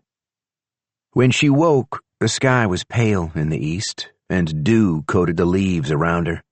Rigby was gone from his post beneath the tree. She waited another day and another night before she climbed down from the walnut. After her encounter with Rigby, she decided it was dangerous to travel alone. She found a beaten trail and changed her aspect to that of a rabbit, following the scent of men and magic into a scrubby acre of woodland. Her first meeting with the witchmaster went badly. Tom Goggins caught her with a binding spell and prepared to shoot her for his supper. She was forced to change her aspect again in front of him. In her panic, she presented herself to old Tom as a boy. She didn't understand why, only that it seemed to her to be a good idea. She had learned to trust her instincts. Tom Goggins turned out to be a poor guardian, but he had a large quantity of powders and metals in his bag, and she helped herself to his supplies whenever he slept or passed out drunk, teaching herself new spells and potions. She arranged for Tom to learn about the bounty on the witch in Bergen County. She knew his avarice would spur him northward, where Rabbit wanted to go. She sensed a kindly soul lingering near a sycamore tree, so she snuck a quantity of organum dictamnus from Tom's saddlebag and severed the bond between Joe Mullins's spirit and his body. At the same time, she compelled him to follow her. The hex Tom made was clumsy and useless, and when he hammered it into the sycamore, she had to push him out of the way of a falling branch. The branch landed on her head and dislocated her shoulder, and Tom carried her into Monmouth. When she met Ned Hemingway and Moses Burke, she decided it would be good for them to accompany her too. Mr. Burke seemed to know a great deal about science and medicine. Rabbit had little knowledge of either subject. She thought Mr. Hemingway might be generally useful, and it was clear he would go wherever Mr. Burke went. Rose Nettles didn't need to be compelled to join them. She made up her own mind to go along, and she had the makings of a fine guardian. Rabbit was quietly pleased. As they made their way north toward Bergen County, Rabbit saw that the witch was trying to slow them down. All along the path were traps and hazards that Rabbit found herself unable to predict. She felt a cloud of influence around the little company that she wasn't able to pierce, but she was determined to plow forward. The witch might know they were coming and might try to stop them, but Rabbit had nowhere else to go. She would not be dissuaded. Rabbit heard strange music long before they reached the Crooked Woods. It would have been wiser to go around, but the others decided to go straight through. Rabbit used her small magics to keep them all together and did what she could to mute the influence of the trees. They made it through unscathed, but Rabbit assumed the witch was watching and would throw more obstacles in their way. The creature calling itself Rigby was ahead of them on the road. The moment Rabbit set foot on his ranch, she smelled the toad thing under his skin. If he caught her, Rabbit knew he would eat her flesh and burn her bones and crumble them to make his bread. Her magics would flow into him and make him stronger. That night, she fled. By then, the company she had formed had brought her nearly halfway to Riddle. She didn't want to leave them, but they were no match for Rigby, and she decided she would have to go the rest of the way on her own. She was mildly surprised when Rose came after her, and even more surprised when she recognized the girl under the skin of the hare. At that moment, Rabbit knew Rose had a little bit of magic in her, too, though she was unaware of it. After that morning, there were 2 members of the company who knew that Rabbit wasn't all she seemed to be, and accepted her. Rabbit began to wonder whether she needed to go to Riddle after all. It was possible she had already found what she was looking for in her little band of misfits. But they couldn't stay at the ranch, and they couldn't return to the Crooked Woods, so they pressed on northward. There were 6 of them, but 7 was a better number. There was a young man hiding in the barn. He was a good man, but without any prospects, friends, or family, so Rabbit gave him the idea that he should hide in the Wells Fargo coach before they left the ranch. As they approached Quivira Falls, Rabbit sensed a danger that reminded her of the trees with their strange music. Elvira Bender used her own kind of magic to influence the new arrivals, making them feel drowsy and complacent.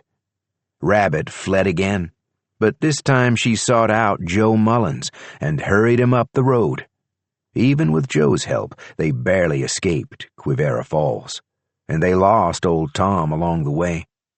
Rabbit hadn't much liked Tom, but she missed him anyway. Now they were 6 again. Rabbit was particularly worried about Rose. She had consumed a quantity of arsenic over time, and arsenic didn't leave the body. Rabbit could smell it on her. Rose was slowly dying. Ned was dying too. Despite Joe's interference, Elvira Bender's bullet had nicked his liver. Rabbit didn't know how to save him. The herbs in Tom's saddlebag were meant for scratches and burns, and she had never learned healing magic.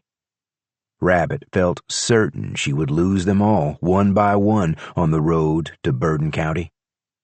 Until she sensed someone watching them from the trees. Someone who had followed them through Quivira Falls, and maybe through the cursed ranch and the haunted woods, too. The newcomer was unlike anything she had encountered before, and yet she immediately understood who and what he was. That first night after she noticed the stranger, she watched Benito march away to his doom, carrying nothing but a hatchet. She followed and observed the huntsman while he was still unaware of her. She watched him stalk Benito, and she thrilled at the economy of his movements, the efficiency of his pursuit. She would never need to worry about his safety, and with him along she would worry less about the others. When the huntsman closed on Benito, Rabbit finally stepped in. She made herself known to the ancient creature, and he backed away. And as she had hoped he would, he joined her makeshift family. And now she had nearly reached her goal. She had arrived in Bourbon County, and Riddle was only a few short miles away. She left the fields of corn behind. She stayed close to the creek, back in the trees, climbing up into them when the underbrush proved impassable. She stopped at the edge of Riddle. Rain fell like a dark curtain at the town's border, and Rabbit sensed snares everywhere around her and ahead of her, though she could not see them. She crossed the empty road and followed a familiar scent through a pasture. The huntsman stood like a scarecrow in a sea of grass. He didn't move when she approached, but Rabbit knew he was aware of her presence. She waited beside him until he finally looked down at her. "Hello, grandfather," she said. "Will you take me the rest of the way now?" Chapter 10. Willie's pup sniffed the dead cowboy's body and squatted to pee on it. The man's eyes were open, staring up at the sickly sky. His guts were spread across the grass. Willie picked his puppy up and let her lick his chin. He had seen a dead man, once before, lying in the road outside the saloon. But that was from a distance. His father had rushed him past and told him not to look. As far as Willie could recall, the dead man in front of the saloon had had his guts inside his body. A black horse stood untethered a few feet away, and Willie could see that its throat was gaping open. Willie tightened his grip on the wriggling puppy and approached the horse. If it would let him get near, maybe he could lead it home. His mother might be able to stitch the wound, the way she had sewn up his brother David's thumb when he hit it with an axe. David still didn't have any feeling in that thumb, but it had healed so you could hardly see the scar. The horse didn't move as Willie drew near. He touched its shoulder, and its eyes rolled to look at him. Up close, Willie could see that the gash in its neck was much too deep for his mother to help. He could see bones beneath the skin and muscle. There was a dark shape high on the saddle, and Willie stood on his tiptoes to get a better look. When he saw what it was, he screamed and dropped the pup. She ran around his ankles and yipped at him until he picked her back up. He patted the horse's neck, though it hadn't moved when he screamed. He took another look at the thing on the saddle horn and verified that it was a human head. He touched it. It was firm and cold, like leftover porridge. When he pulled his hand away, the head came loose and fell. It thunked into the mud, face up, rainwater pouring into its open mouth. Willie recognized the head as belonging to Mr. Paradis, an old rancher his father didn't like. Willie clutched the puppy tight in his arms and looked around, half expecting a headless body to come staggering out of the mist. He knelt and poked at Teddy Paradis's head again. It rolled on its side, and Willie jumped back up. He took a step back and bumped into the horse, shifting its blanket and saddle. He had been so interested in the head that he hadn't noticed the satchel tied to the saddlebag. He could read the words stenciled on its side, Wells Fargo. He transferred the puppy to his other arm and worked at the clasp with wet fingers, thinking maybe there was another part of Mr. Paradis inside the bag, or maybe another head. He already had a good tale to tell his brothers, but 2 heads on a dead horse would make the story even better. The clasp came loose, and he opened the flap. Inside were stacks of money, banded together with paper strips. He took one of the bundles and stuffed it in his pocket, excited that he now had evidence to show his brothers. When he turned around, a girl was standing in the grass next to the dead horse. The girl blinked at him and wiped a hank of wet hair out of her face. She was barefoot, and he thought she wasn't much older than he was. He recognized the look on her face. It was the same look his sisters gave him when they thought he was being especially annoying. There was something familiar about her, in the set of her jaw and the way she stood. "Who are you?" Willie said. "Go home," the girl said. "It's not safe for you here." The witch had said the same thing when she found him digging by the side of the road, and Willie realized who the girl reminded him of. "How come I never saw you before?" he said. The girl shook her head impatiently and held out her hand.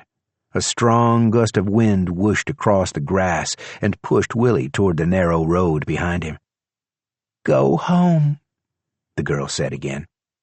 Then she turned away and was gone, swallowed up by the storm. Out across the field, lightning arced again and again, slashing across the sky and slamming into the ground. With each bolt came a rumble of thunder, louder than any Willie had heard before. His ears felt like they might burst, but in the brief interval between thunderclaps, he heard screams that carried over the sounds of the storm. He knew the girl was right, that he should go home. But at home he would be pressed to complete his chores, and his brothers would tease him. Willie couldn't bring himself to leave the witch's pasture, where he had found a severed head, an undead horse, and a bag full of money. He was certain there was more intrigue and adventure to be had. He wrapped his arms firmly around his puppy and walked toward the lightning. Chapter 11. Charlie Gamble felt another bullet smack against his skull. An instant later, the wild man was on him, stabbing and slashing. The huntsman drove him back against the ash tree, moving too swiftly for Charlie to react. Dark clouds closed above him, and a blue-white bolt of lightning shot through the top of his head and down through his body, pinning him to the spot. He smelled his own flesh burning. There was a thing inside his head, a thing feeding him false memories of a mortal life on a little farm. His glorious birth and fire and blood was being replaced by fragmentary echoes of tilling fields and harvesting wheat, puffing on a pipe while he listened to a woman read to him. The thing in his head was erasing him, and his body was failing him.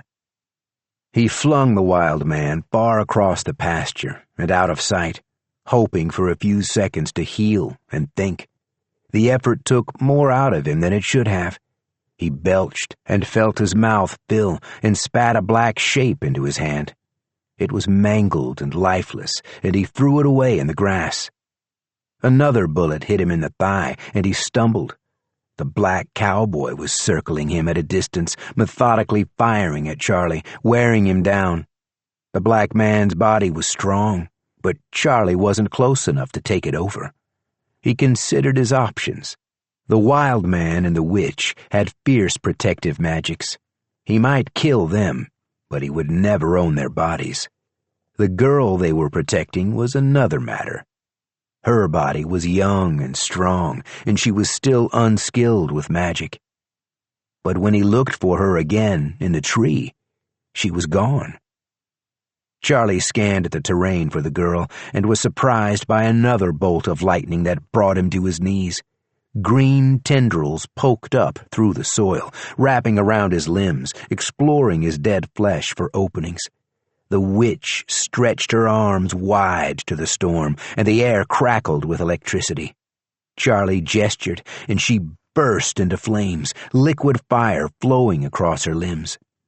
The rain extinguished the fire before it could harm her, but the witch was dazed. Charlie got to his feet and staggered forward. The wild man was returning already, a vague shape moving quickly through the storm.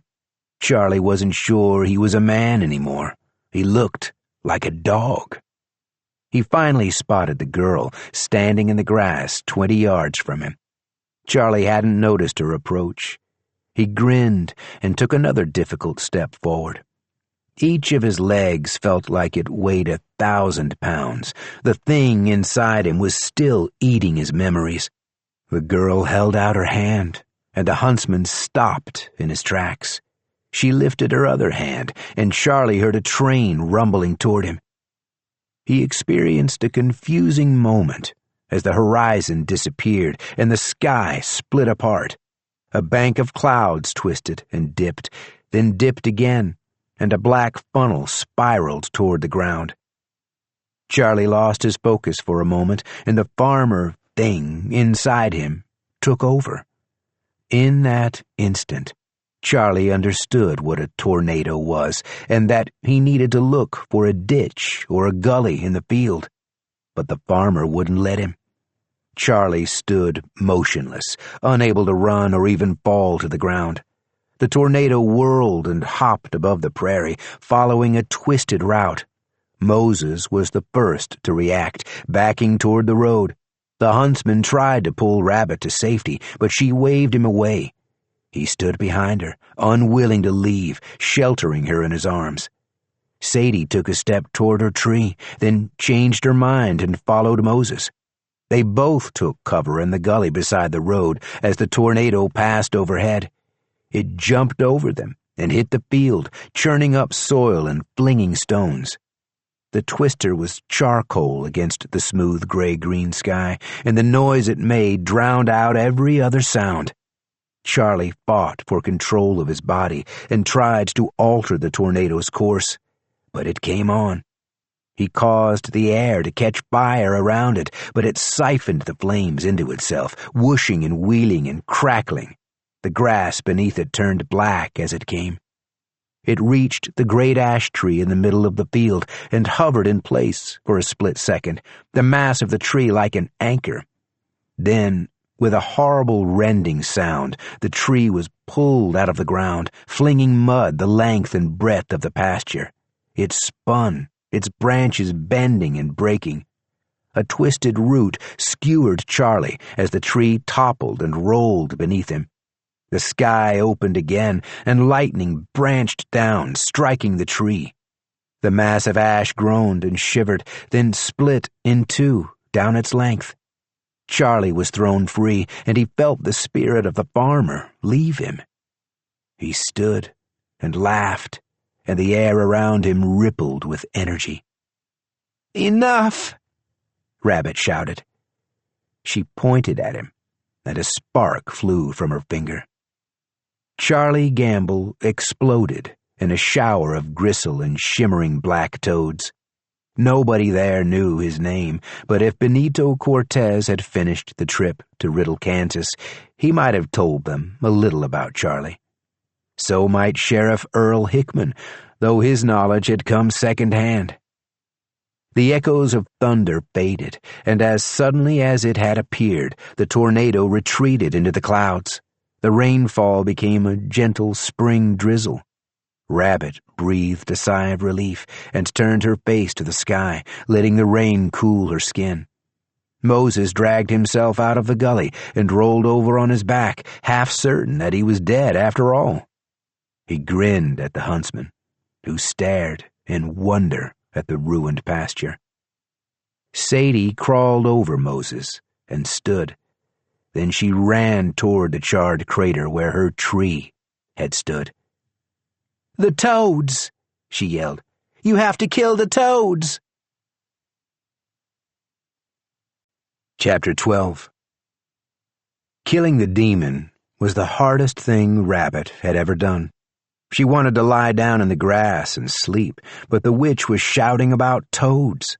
She looked and saw a puppy, fat and playful, snapping at tiny black shapes in the grass a few yards from her. The boy she had met at the edge of the field caught up to the little dog and dropped to his knees, scooping the pup into his arms. He poked his finger into her mouth and flicked out a toad. She watched as the wet black toad hopped up the boy's arm, over his chin, and into his mouth. An instant later, the huntsman was there. He lifted the boy by his hair, dangling him over the wet ground, and pulled a knife from his belt. The boy dropped his puppy. He windmilled his legs and slapped at the huntsman's arm. Rabbit turned her head and saw the witch running across the field. She shouted, but the huntsman ignored her. He sliced through the air, and the boy went limp.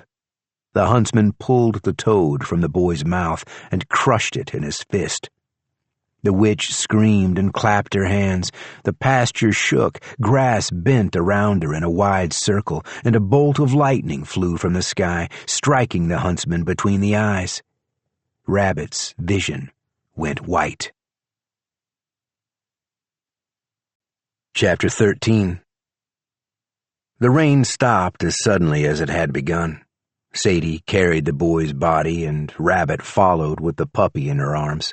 The little dog trembled, and Rabbit stroked her soft fur and whispered to her. Before they reached the Cookson farm, they encountered Big Bill, out searching for his missing child. He took Willie's body without a word and turned toward home. Sadie and Rabbit stood in the road and watched him go.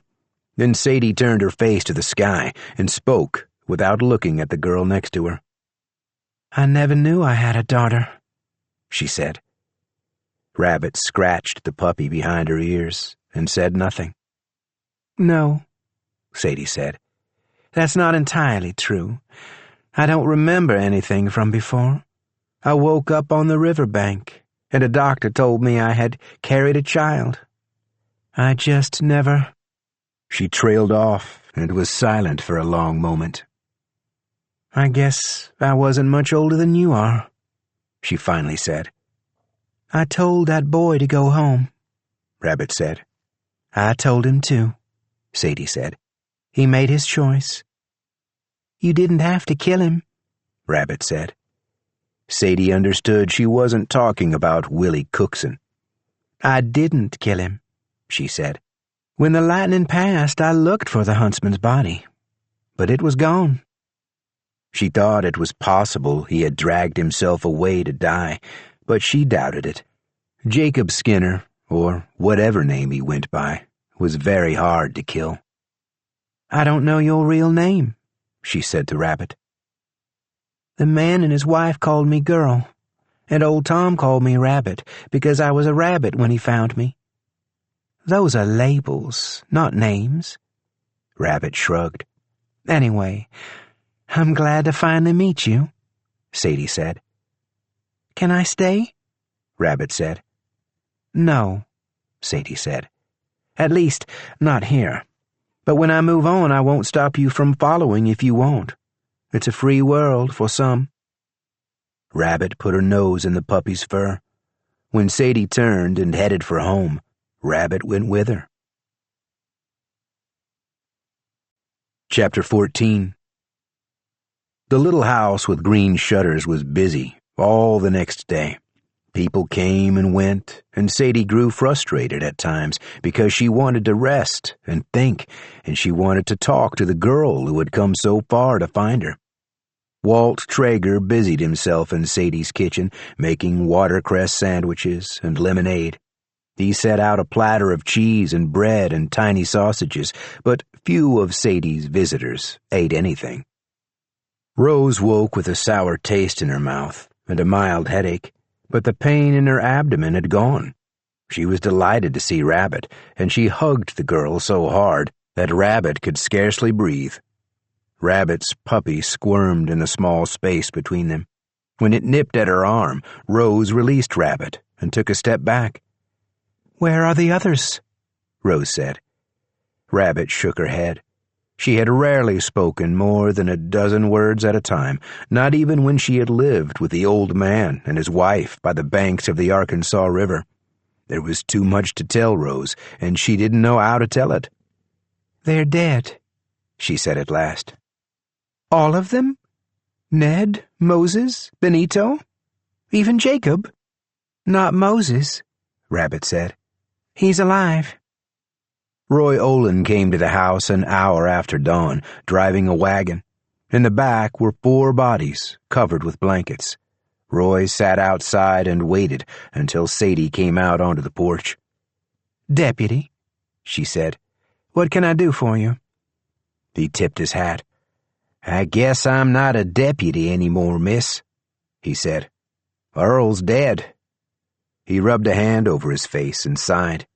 "He's dead, so I guess that probably makes me sheriff." "I see," Sadie said. "Seems like the whole county had one hell of a time last night." He hooked a thumb over his shoulder at the 4 bundles in the back of the wagon. "I was trying to bring these boys back up to their ranch. Thought old Mr. Paradis might bury 'em there, or at least tell their families where to find them. But darn, Miss Grace, the ranch ain't hardly there no more. Most of the buildings are burnt to the ground." "Was anyone left alive?"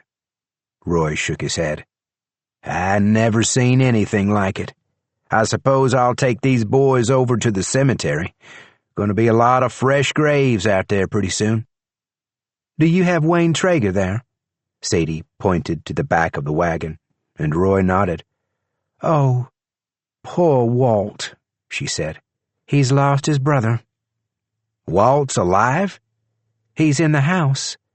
"He might be the only one left alive from that ranch." "You'll find the body of Bill Cassidy in the pasture," Sadie said. "Would you see he gets a decent burial alongside his friends?" Roy took off his hat and wiped his forehead. "What in Sam Hill happened, Miss Grace? Pardon my language." "I stayed here too long, Mr. Olin. I liked it here, but I should have moved on sooner. Bad things follow me." Roy took a handkerchief from his vest pocket and blew his nose. He opened it and inspected the contents, then folded it back up and put it away.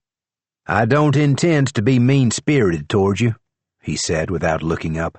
"But Earl and me, we're different sorts of men. He could look the other way about things. Me, I have trouble settling my mind. It might be good if there was less to worry about." "I understand, Mr. Olin." "Thank you, miss." He turned the wagon around on the narrow path, and Sadie went back inside. She broke the news to Walt Traeger that his brother had died in Buckridge. "Wayne was always a sort to follow along with the other boys," he said. "He never listened much to me." Walt sat on the floor, and the puppy climbed into his lap. "We always thought we might go out on our own and run some cattle, or maybe some sheep. I don't know what I'm going to do now he's gone." "I have a thought or two," Sadie said, but she decided to wait to discuss Wayne's future prospects. Later, perhaps, he might think about taking over the Paradise Ranch, and it occurred to her that Roy Olin would be looking for a new deputy. If Walt Traeger chose to remain in Burton County, he would have a fine future ahead of him. When Sadie opened the door later in the morning, she found John Riddle standing on her porch with his hat in his hands. Next to him was a well-dressed woman, whom he introduced as Mrs. Giles Bradshaw. Rose was overwhelmed to see her mother after so long a time. The two women rushed into each other's arms and wept. Sadie gave them a moment to themselves and escorted John Riddle out to his carriage. Rabbit followed.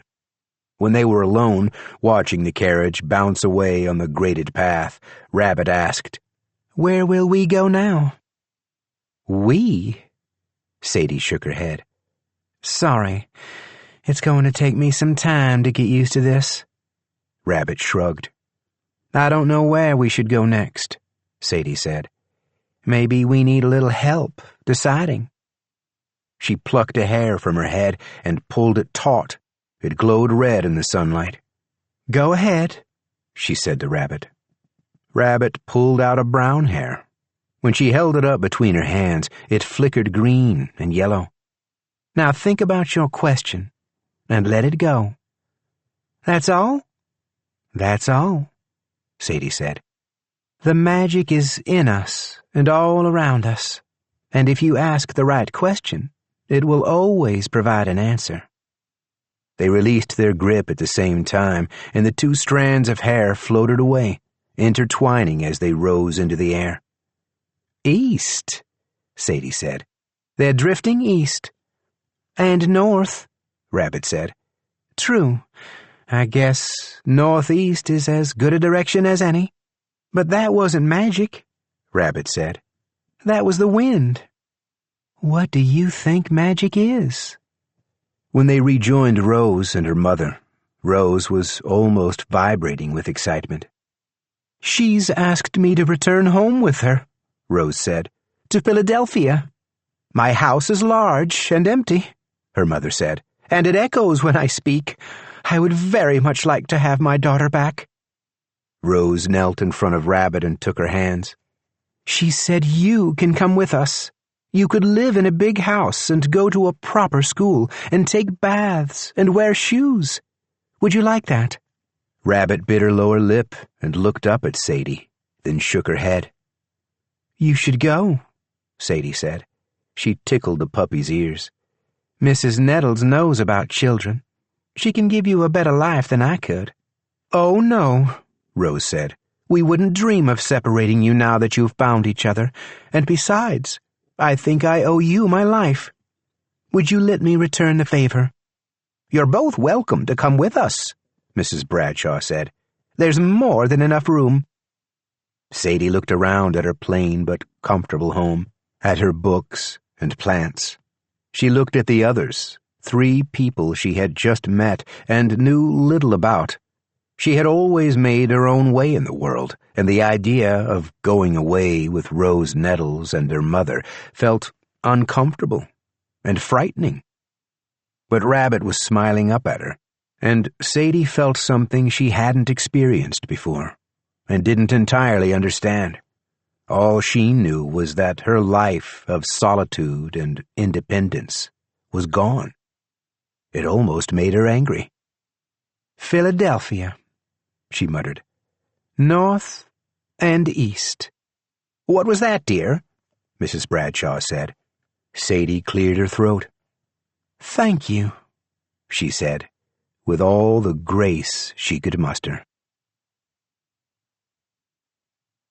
Chapter 15. Neither Rose nor Rabbit owned much of anything, and Sadie had already packed most of her things. Mrs. Bradshaw had left her own bags at the train station, unsure of where she might be staying or when she might be leaving. Sadie gave Walt Traeger her key to the front door. "While you decide what to do with yourself, please water my plants," she said. But there was one piece of unfinished business to deal with before the day was done. "Rose," Sadie said, "tell me something. Do you see your dead husband?" "Your dead husband?" Mrs. Bradshaw said. "Oh, dear." "No," Rose said. "Do you see him?" Sadie pointed to where Joe stood. He had positioned himself in a shadowy corner of the parlor, and he held his pipe in his hands, clearly uncertain whether he ought to smoke it in the presence of so many women. "I think you're fooling with me," Rose said. "Is he really here?" "I suppose my tea did the trick," Sadie said. "Only the dying can see the dead." "Ned saw him too," Rose said. "Ned died," Rabbit said. Sadie pointed again at Joe.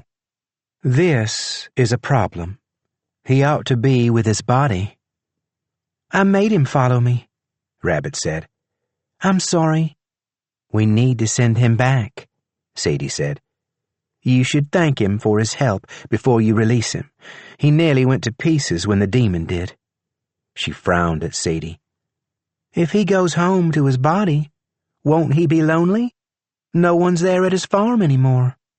"I don't know if spirits get lonely," Sadie said. "Could he come with us?" Mrs. Bradshaw shuddered, and Sadie shook her head. "No," she said. "He should be with his body." "I'll release him," Rabbit said. "Wait," Sadie said. "I think we ought to give him something for his journey back." She went to a table under the window and chose a dusty brown potted plant. She brought it out and set it on the floor. "Dittany," Rabbit said. "Origanum dictamus," Sadie said. "I assume it's what you used to sever the bond with his body.